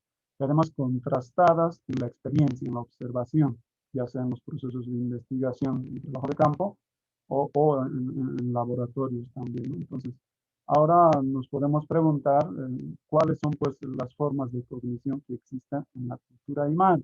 A eso vamos ahora, ¿no? Vamos a ver un sencillo ejemplo, como les decía, de un día de chaya de los animales y ahí tratar de distinguir estas otras formas de conocimiento en el aymara. Para saber algo, cualquier cosa que ahorita se nos venga a la mente, digamos, por ejemplo, el icaña, ¿no? Lo que decíamos. Primero, claro, uno se debe aprender, debe tener en la memoria conceptos o significados de las palabras que se están usando. Entonces, un primer aspecto para cualquier conocimiento es tener en la memoria y el idioma para poder nombrar un acontecimiento, un hecho. En este caso sería el icaño, ¿no? Que estaríamos entendiendo como el poner aretes de lana de colores al ganado. Es decir, para asignarle así rápidamente un significado al icaño, que se dice también marcaño, ¿no?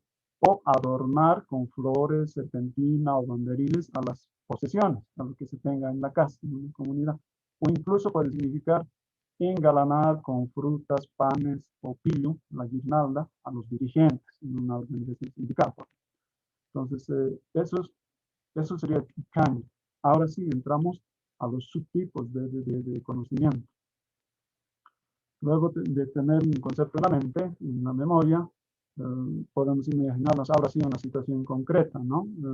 Un agasajo a los animales y las papas o las chacras en general en una comunidad, en un día de carnaval. En una situación así pueden tener lugar distintos tipos de saber y en cualquier situación, ¿no? Que se pueden clasificar en dos grupos. Primero, los tipos de saber no proposicional. Así normalmente se separan los tipos de saber en epistemología. Vamos a seguir ese criterio.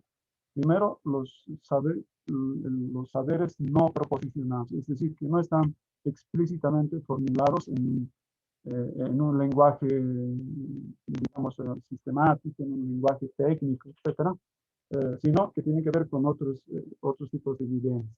Uno, por ejemplo, una persona puede tener una percepción, en este caso, digamos, de la tica o del tiquillo, es decir, el arete de lana de colores, ¿no? La tica o el tiquillo. Puede tener una percepción, es decir, también podemos ver, digamos, la oreja de una oveja o de alguien colocando la tica en la oreja de una llamita, etc. Entonces, que son cosas singulares, ¿no? Objetos sensibles, precisamente, ya sea la tica, ya sea un animal, etc.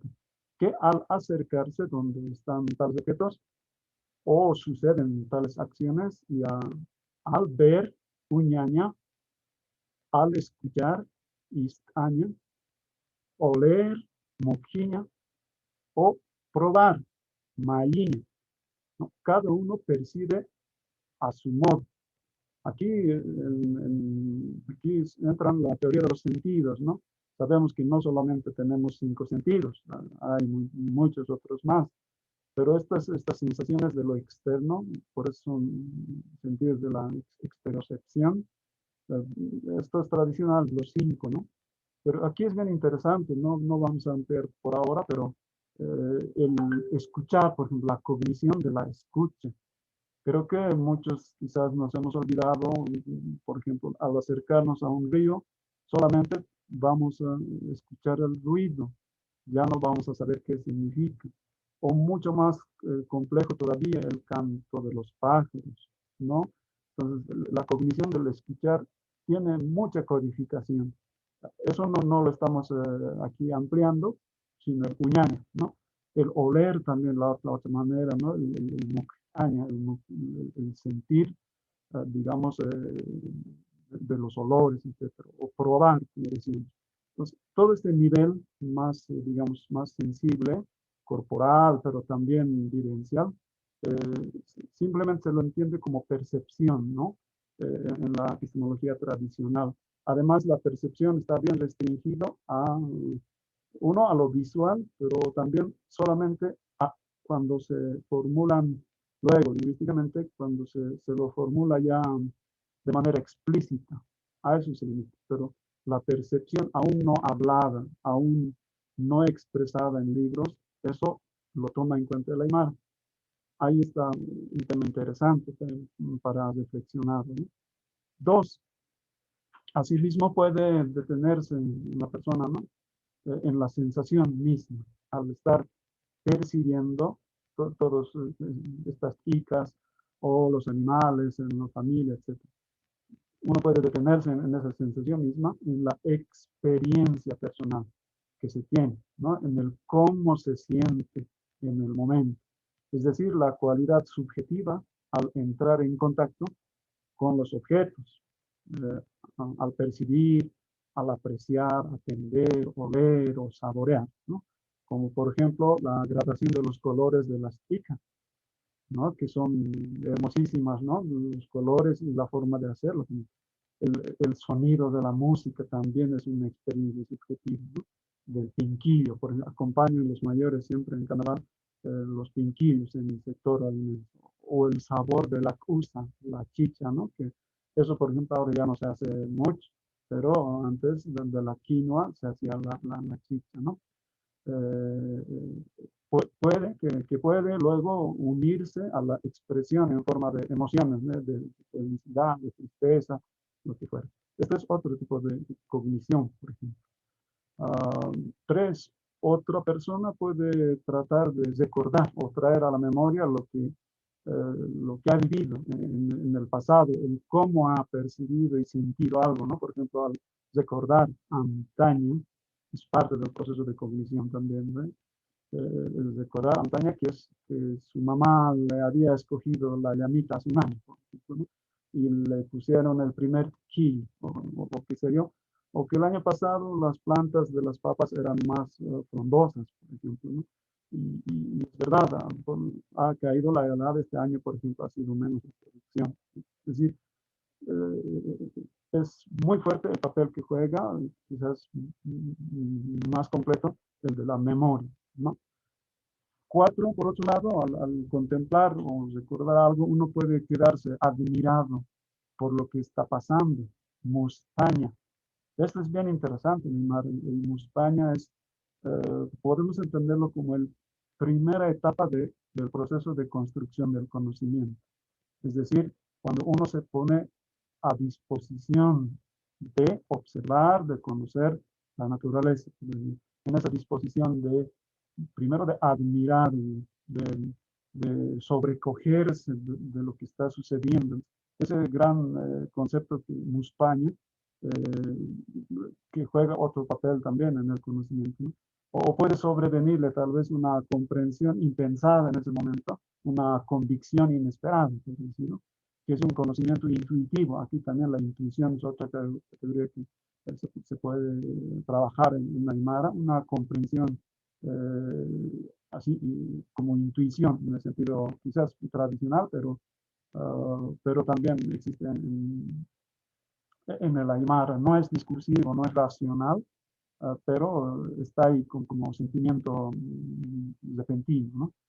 O puede ser también otro concepto, el artaño, el despertar. Esto también es bien bonito hablarlo, porque aparte de la admiración, del sorprenderse, que es el Muspaña, después de pensarlo, así, contemplarlo calladito, digamos, personal, pero comunalmente también uno de repente puede acordar, ponerse un objetivo y decir, voy a iniciar este nuevo proyecto.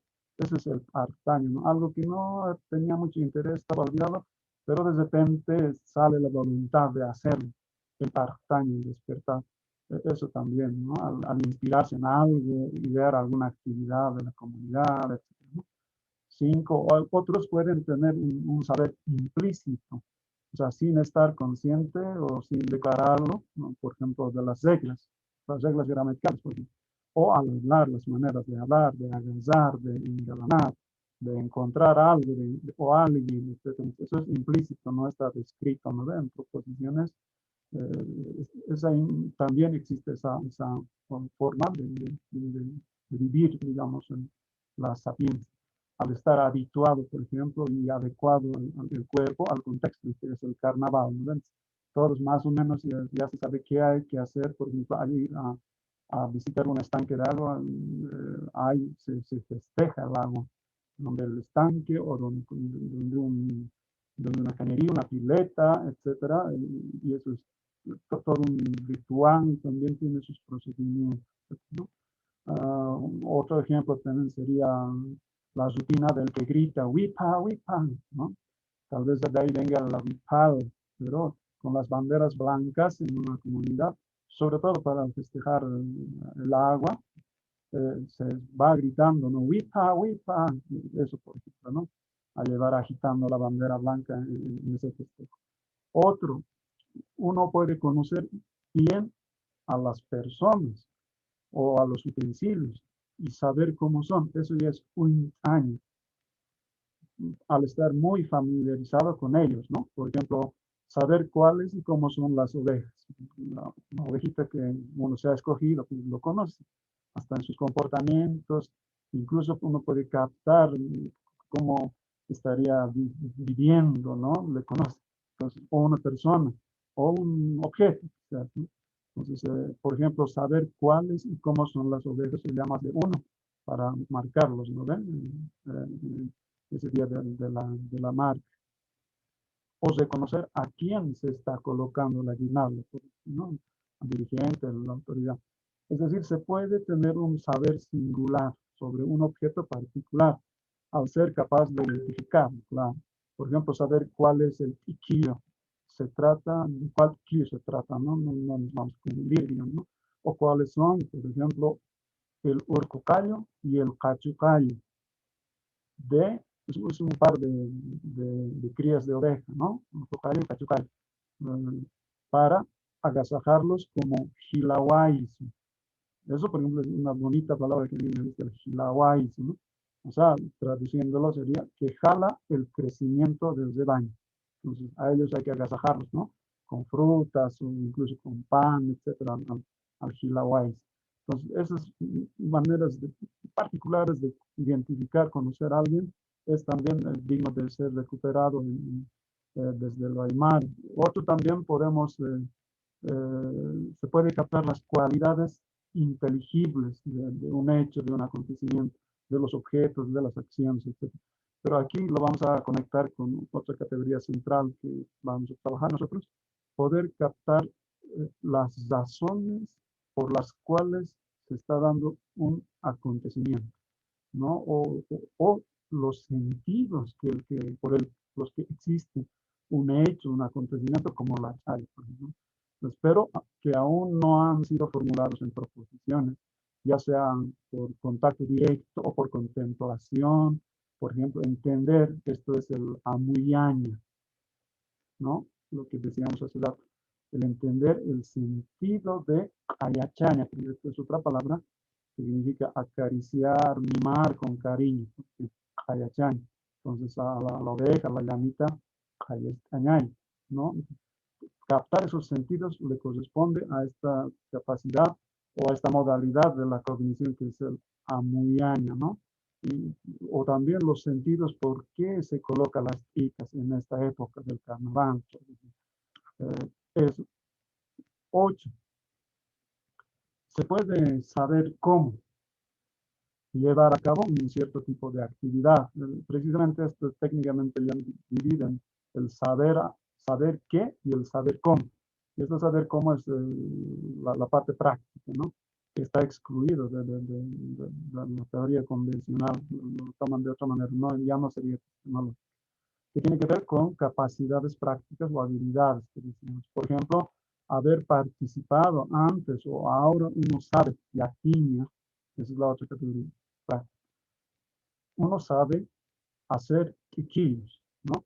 Cómo hay que colocar, cómo hay que perforar las orejas, por ejemplo, puede ser en la figura de una asaca, de una guarabara, u otra forma, por ejemplo, ¿no? Que cada uno incluso se puede inventar o pues se puede seguir alguna costumbre. O cómo tocar los instrumentos, claro, y acompañar con una caja, los quinquillos, o el festejo del ganado, pues, de la casa misma, de la chacra, ¿no? Que se aprende al hacer tales cosas. Esta parte práctica también está en el yaquiña y en otros aspectos. Un segundo grupo, se pueden tener también conocimientos ya proposicionales, o sea, cuando lo que se conoce son proposiciones y ya no objetos ni emociones que hemos estado ahorita hablando. Entonces, en este segundo grupo son 4 que podemos desglosarlo, ¿no? Uno puede tener solo una opinión, por ejemplo, ¿no? Al conjeturar o presumir algo sin tener información fehaciente para saberlo. Entonces, por ejemplo, cuando alguien cuente a otros sobre el Kikawi en una familia, sin haberlos visitado siquiera, ¿no? Quién sabe, le podrían contestar a él que Saktapi, dices nomás pues, no te consta, ¿no? Pero el discurso siempre puede sacar solamente una perspectiva, por no decir inventos, ¿no? Eso es la opinión. Sañi, el aru es la palabra, digamos quizás como logos se puede traducir, pero el sañi es, digamos, la palabra, pero con autoridad colectiva, por decir. Sawi, por eso viene de ahí también, ¿no? La parte de discurso más comunitario, diríamos un poco. Otra forma también, alguien puede detenerse a pensar sobre cómo pudiera llevarse a cabo la elaboración de las TIC, ¿no? O sea, solamente el pensar, o la secuencia de actividades del día de la caña, puede imaginarlo, ¿no? Puede estar presenciándolo ahí, o solo imaginándolo de otra manera. Esto es el look-in. Aquí estamos recuperando esta otra categoría que es el look-in. Por ejemplo, preocuparse de ir a la chacra o primero a las papas o planificar los alimentos del día, etc. Esta es la parte del pensamiento o la preocupación de lo que se venga, ¿no? Y un 11 tipo sería, cada uno puede tener, ¿no? Una creencia o formarse un juicio acerca de lo que se sabe al estar convencido o quizás solo por aceptarlo a una autoridad que le está diciendo, ¿no? Entonces, por ejemplo, alguien diría que Ikapkas Machakiwa puede decir eso. Entonces, a mí me parece que ellos colocan Ik. Entonces, no hay un concepto que traduzca creencia, pero en las palabras se puede escuchar eso, ¿no? Los usos del modo potencial en Aymara es muy corriente, muy normal. Eso lo vamos a ver precisamente en la lógica modal, ¿ya? Y multivalente, que es el Aymara. Entonces, el Ikapasima de aquí, o sea, parece que esa modalidad de no es necesariamente así, tampoco es imposible que no esté sucediendo, y puede ser, es muy probable que esté pasando. Es una de las modalidades, de las varias que tiene el Aymara, ¿no? Que se entendería como la creencia, tal vez. Pero como no le consta, entonces solo puede ser que lo haya divisado o al asentir lo señalado por un informante, digamos en un trabajo de campo, o dijera que Saraña Pau tiene que ir, ya sea al estanque de aguas, en el contexto, en el ejemplo que estamos dando, ¿no? Para festejar el lago. Ahí tenés digamos, la solicitud digamos, directa que le estaría haciendo a alguien. Bien, y un último tipo de conocimiento, que es el tipo de conocimiento que privilegia la epistemología. Una persona puede saber qué, ¿no? Efectivamente, en la familia X colocan picas a sus X llamas a tal hora. Alguien lo ha registrado como observación de un hecho, ¿no? O puede decir también, colocan picas a su casa, o que colocan picas a su sembradío de paz, o que en martes de carnavales las familias hallan y pican, o que, expresado de modo más general, ellos celebran como retribución a la provisión de la Pachamama, etc. Se pueden construir aquí muchas proposiciones dependiendo de la creencia cultural o de la teoría que está queriendo interpretar esos hechos culturales, por ejemplo, ¿no? Este es, según la epistemología, el caso típico del saber, cuando lo que se conoce es una proposición y no un objeto, una intuición, un sentir y un hacer, sino el que está formulado en proposición y que además tiene que estar justificado o probado, que es la fundamentación que se hace, ¿no? Entonces, esto quería compartirles así como una introducción, digamos, un poquito más amplia de los tipos de saberes o tipos de cognición que tenemos en el Aymara. En la próxima voy a mencionar también algunos en quechua, para así podamos ir reflexionando juntos. Ahora sí, les escucho, hermanas, hermanos, si hay algunas preguntas, complementaciones, por favor, bienvenidos.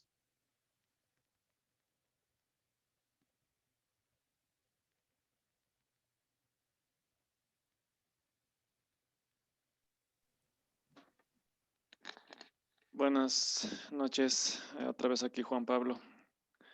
Sí, Juan Pablo. Me estuve dando cuenta durante toda la clase que no hay palabras, ¿no es cierto? Entonces que realmente se puede traducir de un idioma al otro en una sola palabra, por ejemplo. Por lo tanto, hay algunas palabras, por ejemplo, en español, no se podrían utilizar siquiera para entender el Aymara, o mejor dicho, la cosmovisión andina, es el quechua, Aymara, etcétera, ¿no? O sea, si estoy equivocado en algún momento, me corrige, por favor. Por ejemplo, y esto lo quería decir hace rato también, pero bueno, esperé que llegue el turno de las preguntas. El compañero que usted me preguntó si es que había ciencia andina, por ejemplo, ¿no? Me puse a reflexionar y dije, digo, la misma palabra epistemología, o sea, no podría, digamos, tal vez haber ciencia andina ni epistemología, por ejemplo, porque cuando decimos la palabra ciencia o epistemología, estamos diciendo una palabra en español. Y la palabra en español, si es que vamos, digamos, al diccionario que sirve como plataforma para entender el español, que en este caso yo me agarro de la Real Academia de la Lengua Española, por ejemplo, ¿no? Ahí, ahorita estoy viendo, digamos, dice conjunto de conocimientos obtenidos mediante el razonamiento sistemáticamente estructurados y de los que se deducen principios y leyes generales con capacidad predictiva y comprobables experimentalmente. Por ejemplo, la ciencia, digamos, como se le entiende en Occidente, ¿no? Tiene que ser comprobable, digamos, no tiene que ser predecible. Por medio de la prueba y el error, por medio de distintas técnicas que se tienen, que son tajantes, digamos, ¿no? En Occidente. Y así, no, o sea, entendiendo así la palabra ciencia como debería ser en su idioma original, tal vez no podría existir ese mismo concepto en muchas otras culturas, digamos, ¿no? Que no necesitan esa rigurosidad científica, digamos, con el método científico que conocemos. Por lo tanto, no se podría hablar que existe la palabra ciencia, digamos, en esas culturas, ¿no? Y la misma palabra epistemología, por ejemplo, ¿no? Ahorita estoy viendo, dice, teoría de los fundamentos y métodos del conocimiento científico. Solo el hecho de que la palabra científico ya esté ahí ya nos da a entender que está la ciencia metida ahí. No, por lo tanto, ni la ciencia ni la epistemología podrían considerarse parte de una cultura. Entonces, a lo que me voy con esto es que tal vez no se tendría que siquiera mencionar, digamos, esas palabras, ¿no? Sino utilizar la palabra original que se tiene en esa cultura, que solo utilizando esa palabra original, ¿no? Y viendo su significado y las diferencias que existen entre esa palabra original con la palabra en español, solo así vamos a poder entender a qué se refiere con la palabra original, digamos. Por ejemplo, digamos, y esto también le quería preguntar, ¿no? Por ejemplo, no existe una palabra en español, en mi entender, que traduzca exactamente lo que significa hayaya, ¿no? Por lo tanto, no podemos, tenemos que utilizar la palabra hayaya, digamos, ¿no? Porque no existe en español esa palabra. O por ejemplo, las palabras ahora que del Medio, una del Medio Oriente, de Oriente, que es namaste, por ejemplo, ¿no? Que están usadas ahora, que no existe en español que se traduzca exactamente. Para traducir la palabra namaste, por ejemplo, tenemos que hacer toda una oración en español. Entonces, no vamos a tratar de utilizar la palabra hola, por ejemplo, ¿no? Porque hola no es lo mismo que namaste. Lo hayaya no es lo mismo que acá podríamos decir, no sé, tal vez que yo entiendo, ¿no? Es como que viva, ¿no? Que viva algo, gloria a algo, no sé, algo así. Entonces, ese era mi comentario, digamos, ¿no? Y si es que tuviera usted alguna opinión con ese respecto. Ah, bueno, y a lo que me quería ir también era que eh, si es que nos pudiera tal vez la palabra en aymara o en quechua que sí deberíamos utilizar para hablar del método para conocer en aymara, ¿no? Y creo que eso es lo que nos ha estado dando en la última, en el Word que nos, eh, que nos compartió. Para empezar a hablar, digamos, los originales, ¿no? Porque solo así vamos a poder entender a qué se refieren, en vez de utilizar o sea, la palabra en español, que no significa, pues, lo que significa en la otra cultura. Gracias.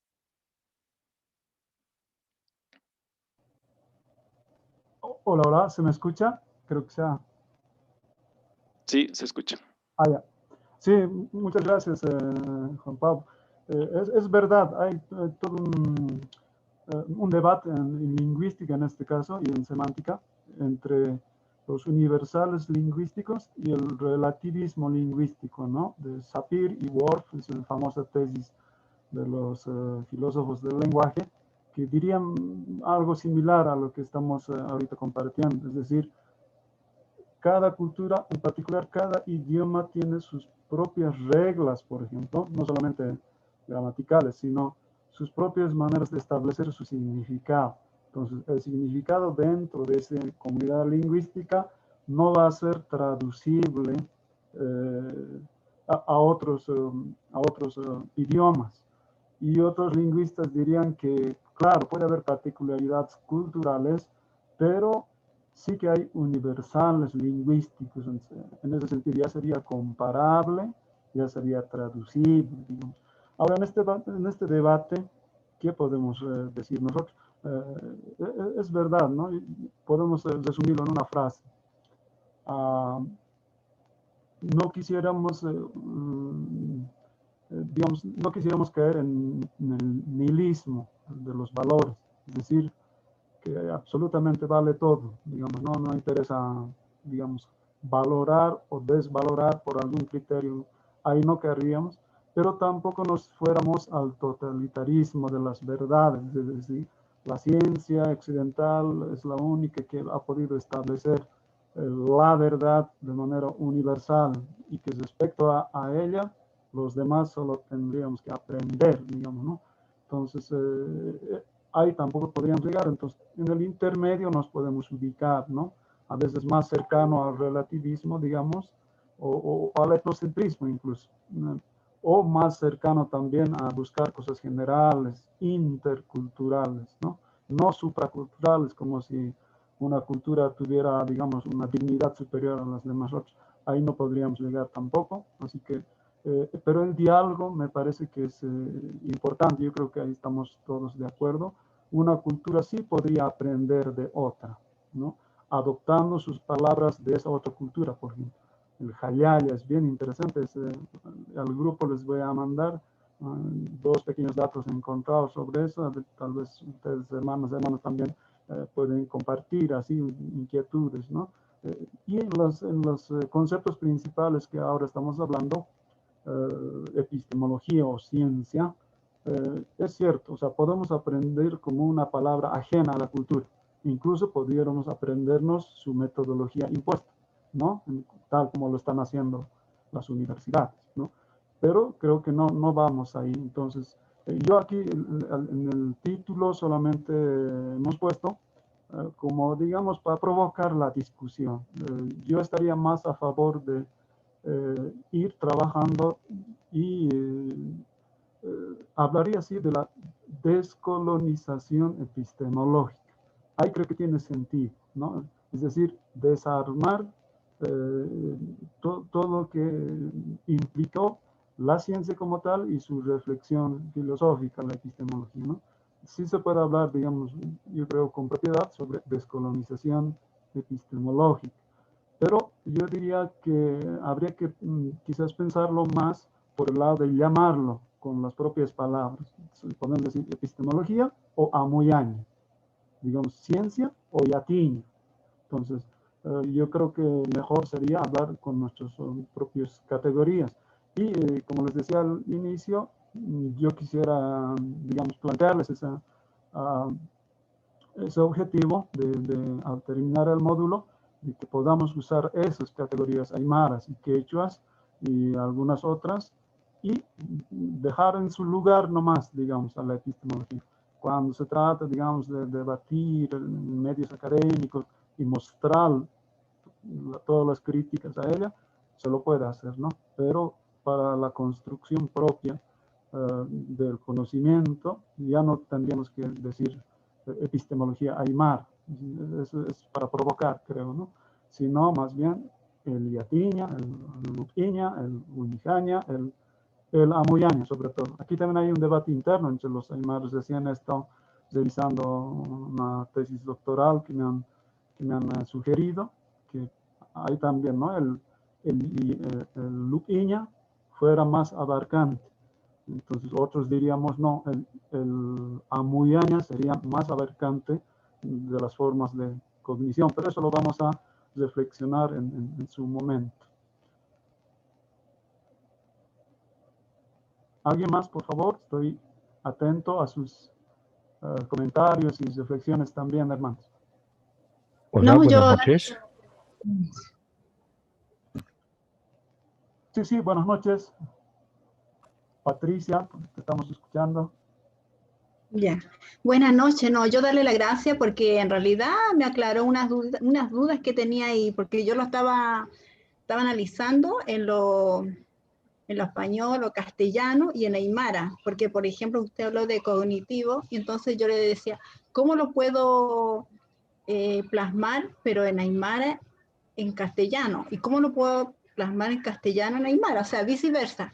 Pero yo ahí estaba como entre ahí, pero ahora como usted me habló esa parte, como que me la dejó bien clarita y son casi lo mismo, pero es solamente conocer un poquito más de la aymara, ahí se puede entender entre el español y el castellano, porque si no conocimos la cultura aymara y solo conocemos la cultura del otro, occidental, no podemos encajarlo bien, pero uno cuando ya entiende una parte y entiende y las enlaza los uno, entonces ahí queda como bien claro. Yo solamente darle las gracias porque me quedó clarito esa parte. Gracias, profesor. Gracias a ti, Patricia. A ver, ¿quiénes más estaban?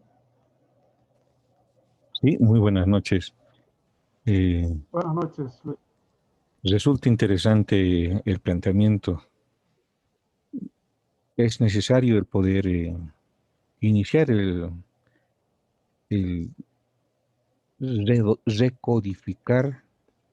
decodificar toda la estructura del pensamiento, del sentimiento aymara.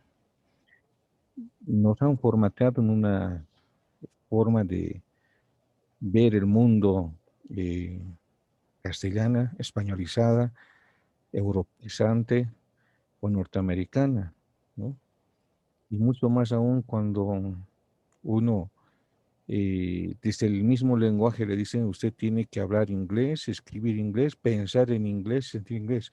Y el pensamiento supuestamente inglés norteamericano es veloz, pero es unidimensional. Sin embargo, en el Aymara se tiene una forma de comprensión multidimensional que al llegar a la unidad educativa, al colegio, se pierde ese pensamiento, se fragmenta, se rompe, se desvincula de una forma de estructurar el mismo conocimiento en el entorno, en la misma realidad. ¿Y qué nos toca entonces a nosotros hacer? El recorrido que plantea hermano desde lo que es la misma ciencia como tal, la epistemología, eh, posibilita un camino eh, muy importante para poder mirar la ciencia, pero desde la teología, porque la matriz, el patrón que nos han impuesto ha hecho de que simplemente se mire desde un sentido y nosotros necesitamos reconstituir esa matriz teológica. Y ahí entra la filosofía como el segundo pilar complementario. El tercer pilar va a ser la lengua, pero si estamos todavía en la misma numeración desde el maya, paya, kimsa, pusi, y hemos sido rotos porque el pesca es quechua, sota es quechua, ¿no? Nos han roto justamente en una ordenación aymara, pero ¿desde dónde? Cuando los incas trasladaron grupos humanos de la Isla del Sol, se lo llevaron a parte de Ecuador y de otra población de Ecuador trajeron a la Isla del Sol las comunidades. Toda una lógica de conquista, de apaciguamiento. Entonces, aún estamos en procesos de desconocimiento, quizás de procesos históricos, de lógicas, y necesitamos reconstituir.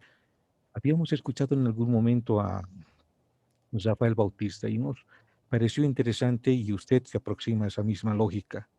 Necesitamos comprender y entender el manejo de lo que es la ciencia misma desde Europa, desde sus propios conceptos filosóficos políticos, para poder desmontar toda esa lógica y a partir de nuestra lógica, de nuestra forma de pensamiento, volver a reconstituirnos, a podernos devolver nuestra esencia, ¿no? El hermano a su momento decía, no, allá. Bajo otro hermano lo escuchamos decir, no, allá. Simplemente son vítores, simplemente es un grito de alegría, de viva, y no tenía sentido para nosotros. Mientras tanto, otro hermano se aproximó a algo que nos ha convencido, dice, si queremos entender realmente el lenguaje multidimensional, necesitamos entonces desentramar esa composición en sus verdaderos significados, y el ja como el jalja, el ya que viene del suyo, de esa forma de transformación de la vida. Entonces, cuando se dice ya, está hablando de una realidad, de la transformación de una realidad. Y cuando se une y se armoniza esa comprensión de significantes, ya nos da una idea más o menos de qué es el Hayaya. Es la unión entre una realidad visible y una realidad invisible. Y se debe armonizar.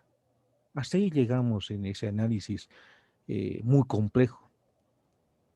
Me gusta cuando plantea, hermano, de que esta lógica del Uñaña, del ver, del pensar, del Lupiña, del Yatiña, del saber, del entender de la Muyaña, es nuestro propio lenguaje y debemos reconstituirnos.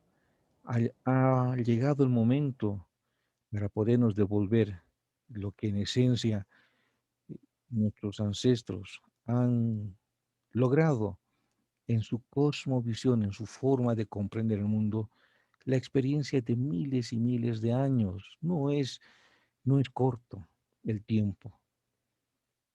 Y nosotros, los hijos, los herederos de esa sabiduría, demostrado hoy en día por la misma ciencia, que en la sangre llevamos ese conocimiento, entonces cabe el poder reconstituir el lenguaje de signos, ¿no? Y ahí entra Sigmund Freud, cuando dice una imagen vale más que 1000 palabras, ¿no? Es decir, no hay que mirar la construcción del conocimiento como tal, de esa ciencia de manera separada, sino es multidimensional, integrada, complementaria. Es más o menos tiende a poder estructurar esta lógica cuántica, ¿no? De interdependencia, de interacción. Resulta interesante y fascinante al mismo tiempo el poder caminar y navegar por estas aguas. Allá, hermano. Allá. Sí, muchas gracias por tus palabras, hermano. A ese lado tenemos que avanzar.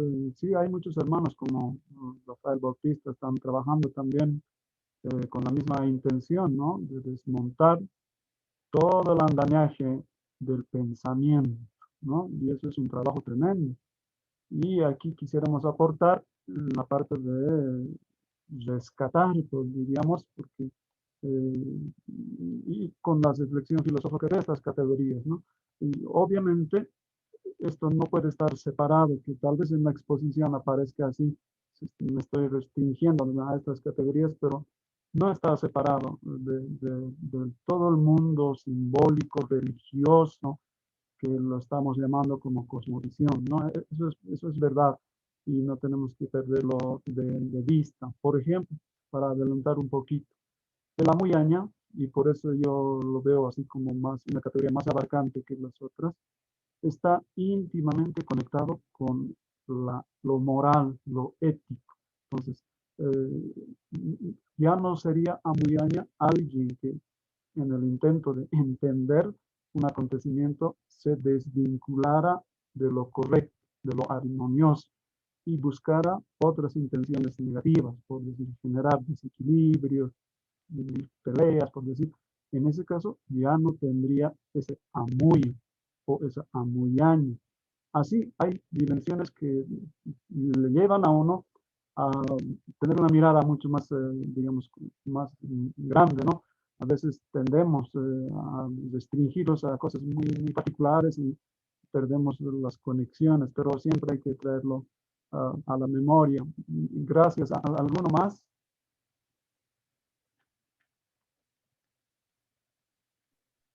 Aló, ¿cómo está? Buenas noches.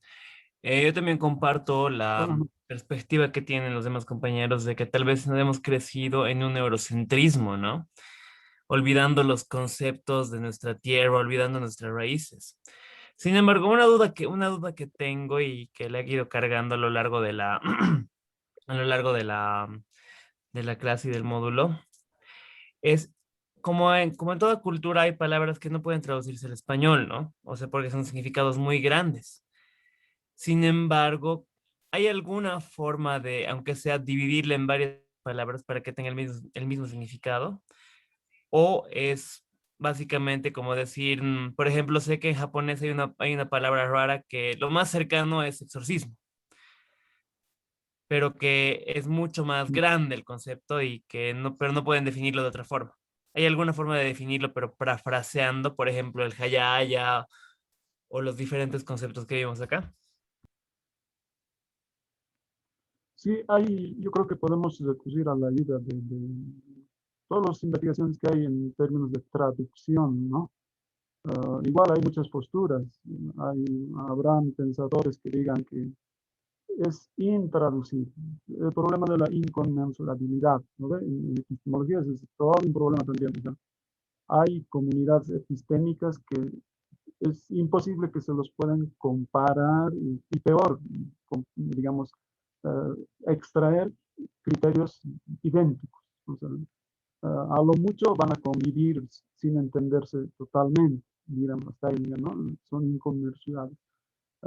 Pero yo soy de la idea de que sí se puede comunicar, sí se puede aprender de otras culturas.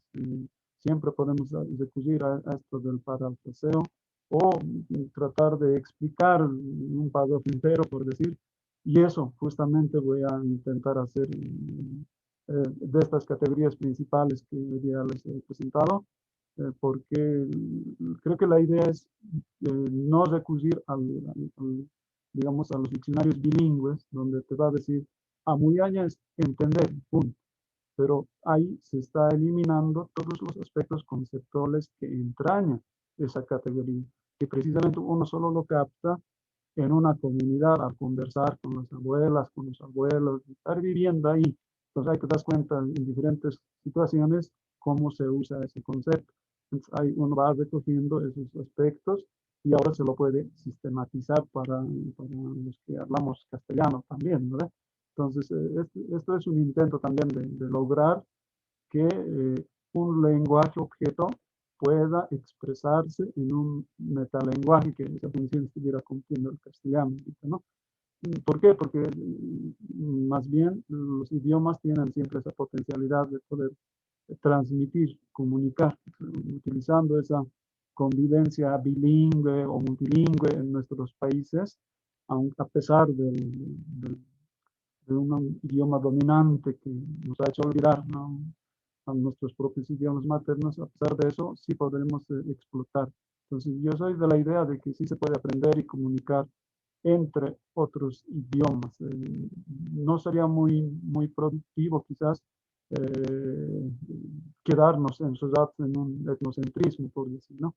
Siempre es bueno el diálogo, la apertura hacia otro. Lo que no podemos hacer es intentar establecer un otro universal.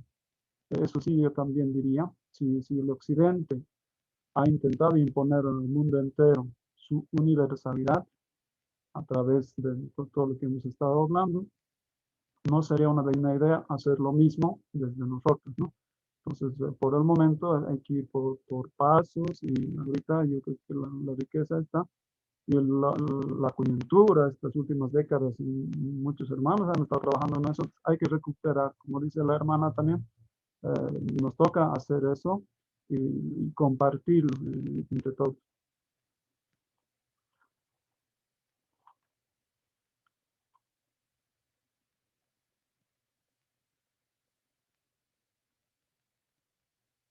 Y seguimos. A ver, algunos más, y si no, vamos a ir acabando.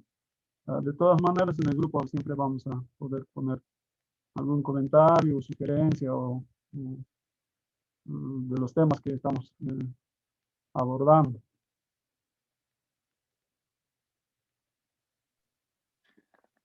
Buenas, yo simplemente ya quería, ya para ir cerrando, quería agradecer para empezar, la corrección que me hicieron, ¿no?, sobre el Hayaya, porque es verdad, no, acá, por ejemplo, aún cuando vivo en Bolivia bueno, en La Paz, se tiene muy poca conciencia, ¿no?, sobre, bueno, a menos que realmente uno estudiar, digamos, ¿no?, cosmovisión andina o aymara, se tiene muy poca conciencia lo que palabras tan grandes significan, de verdad, ¿no?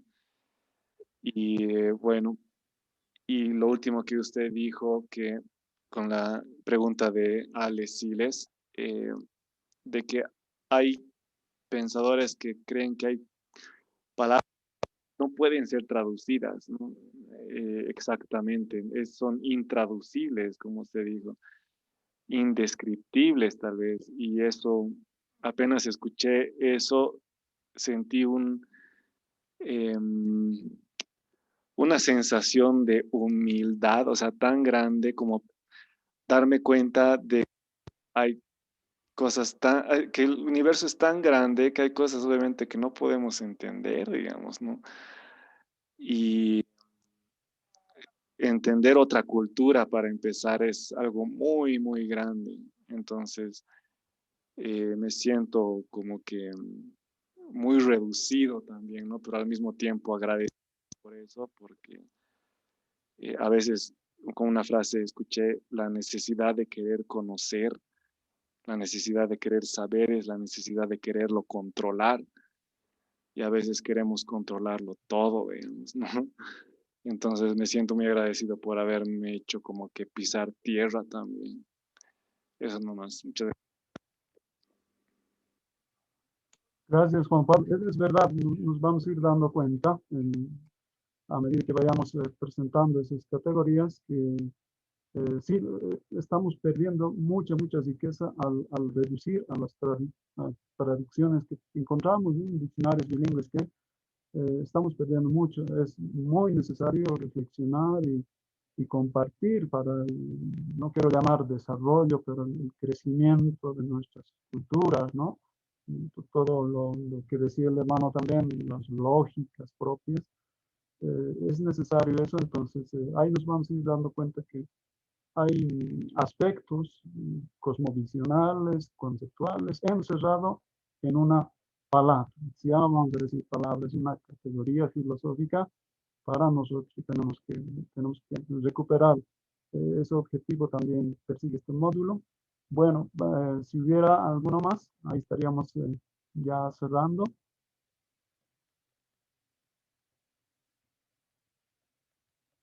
Tal vez para concluir, licenciado Laime, me gustaría poder cerrar comentando una pequeña experiencia que tengo. Yo me dedico a la traducción de textos de quechua a castellano y de castellano a quechua.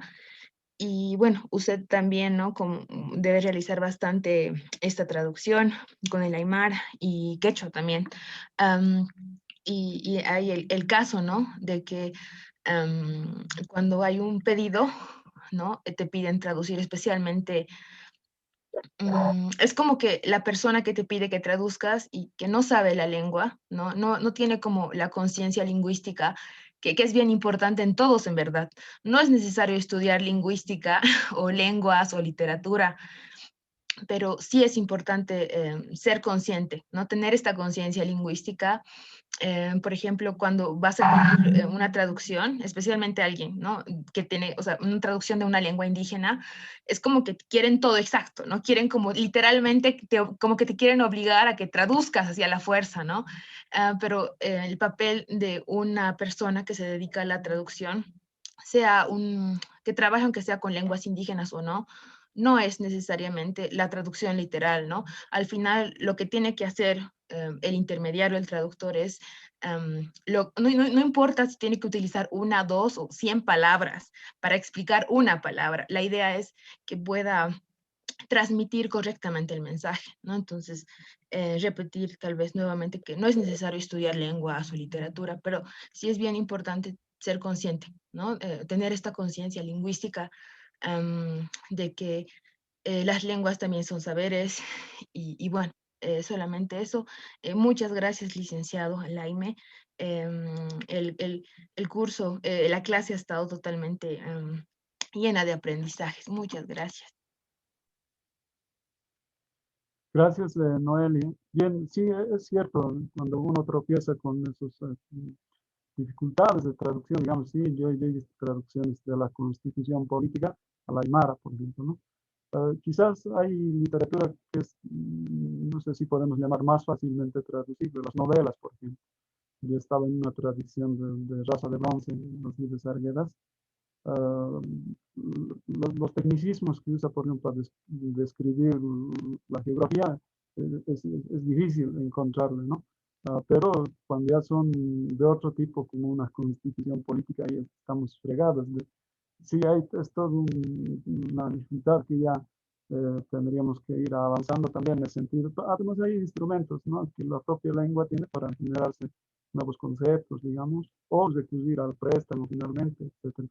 Bien, eso vamos a estar compartiendo todas esas dificultades de traducción también, pero en esto de las categorías de sapiencia Y tal vez ya podemos hablar de sapiencia, ya no como epistemología, como filosofía universalista del conocimiento, ¿no? Entonces, que nos lleva siempre a la dominación y finalmente al exterminio de formas de vida y a la injusticia del orden imperante, etc. Entonces, tal vez de la sapiencia, así para tratar de traducir al castellano, no sé si más neutral, pero más sencillo también. Pero lo más importante será utilizar nuestras propias categorías. Bien, ha sido un gusto para mí también, una alegría compartir con ustedes, hermanas y hermanos. Nos veríamos el próximo. Hay una pequeña, la primera tarea, he subido los 2 libritos y pueden escoger cualquier capítulo y hacer un resumen que está en la plataforma de todas maneras y para colgarlo, ¿no? Cuando tengan tiempo. Después vamos a estar haciendo las otras actividades también. Bien, muchas gracias, un abrazo, que pasen una buena noche, hermanos y hermanas. Muy buenas noches. Muy buenas noches, muchas gracias. Buenas noches. Buenas noches. Buenas noches. Licenciado, muchas Allá, gracias. Aquí, Arumapan, Takenita. Tengo una cama, Lía Chache. Y Kisingami.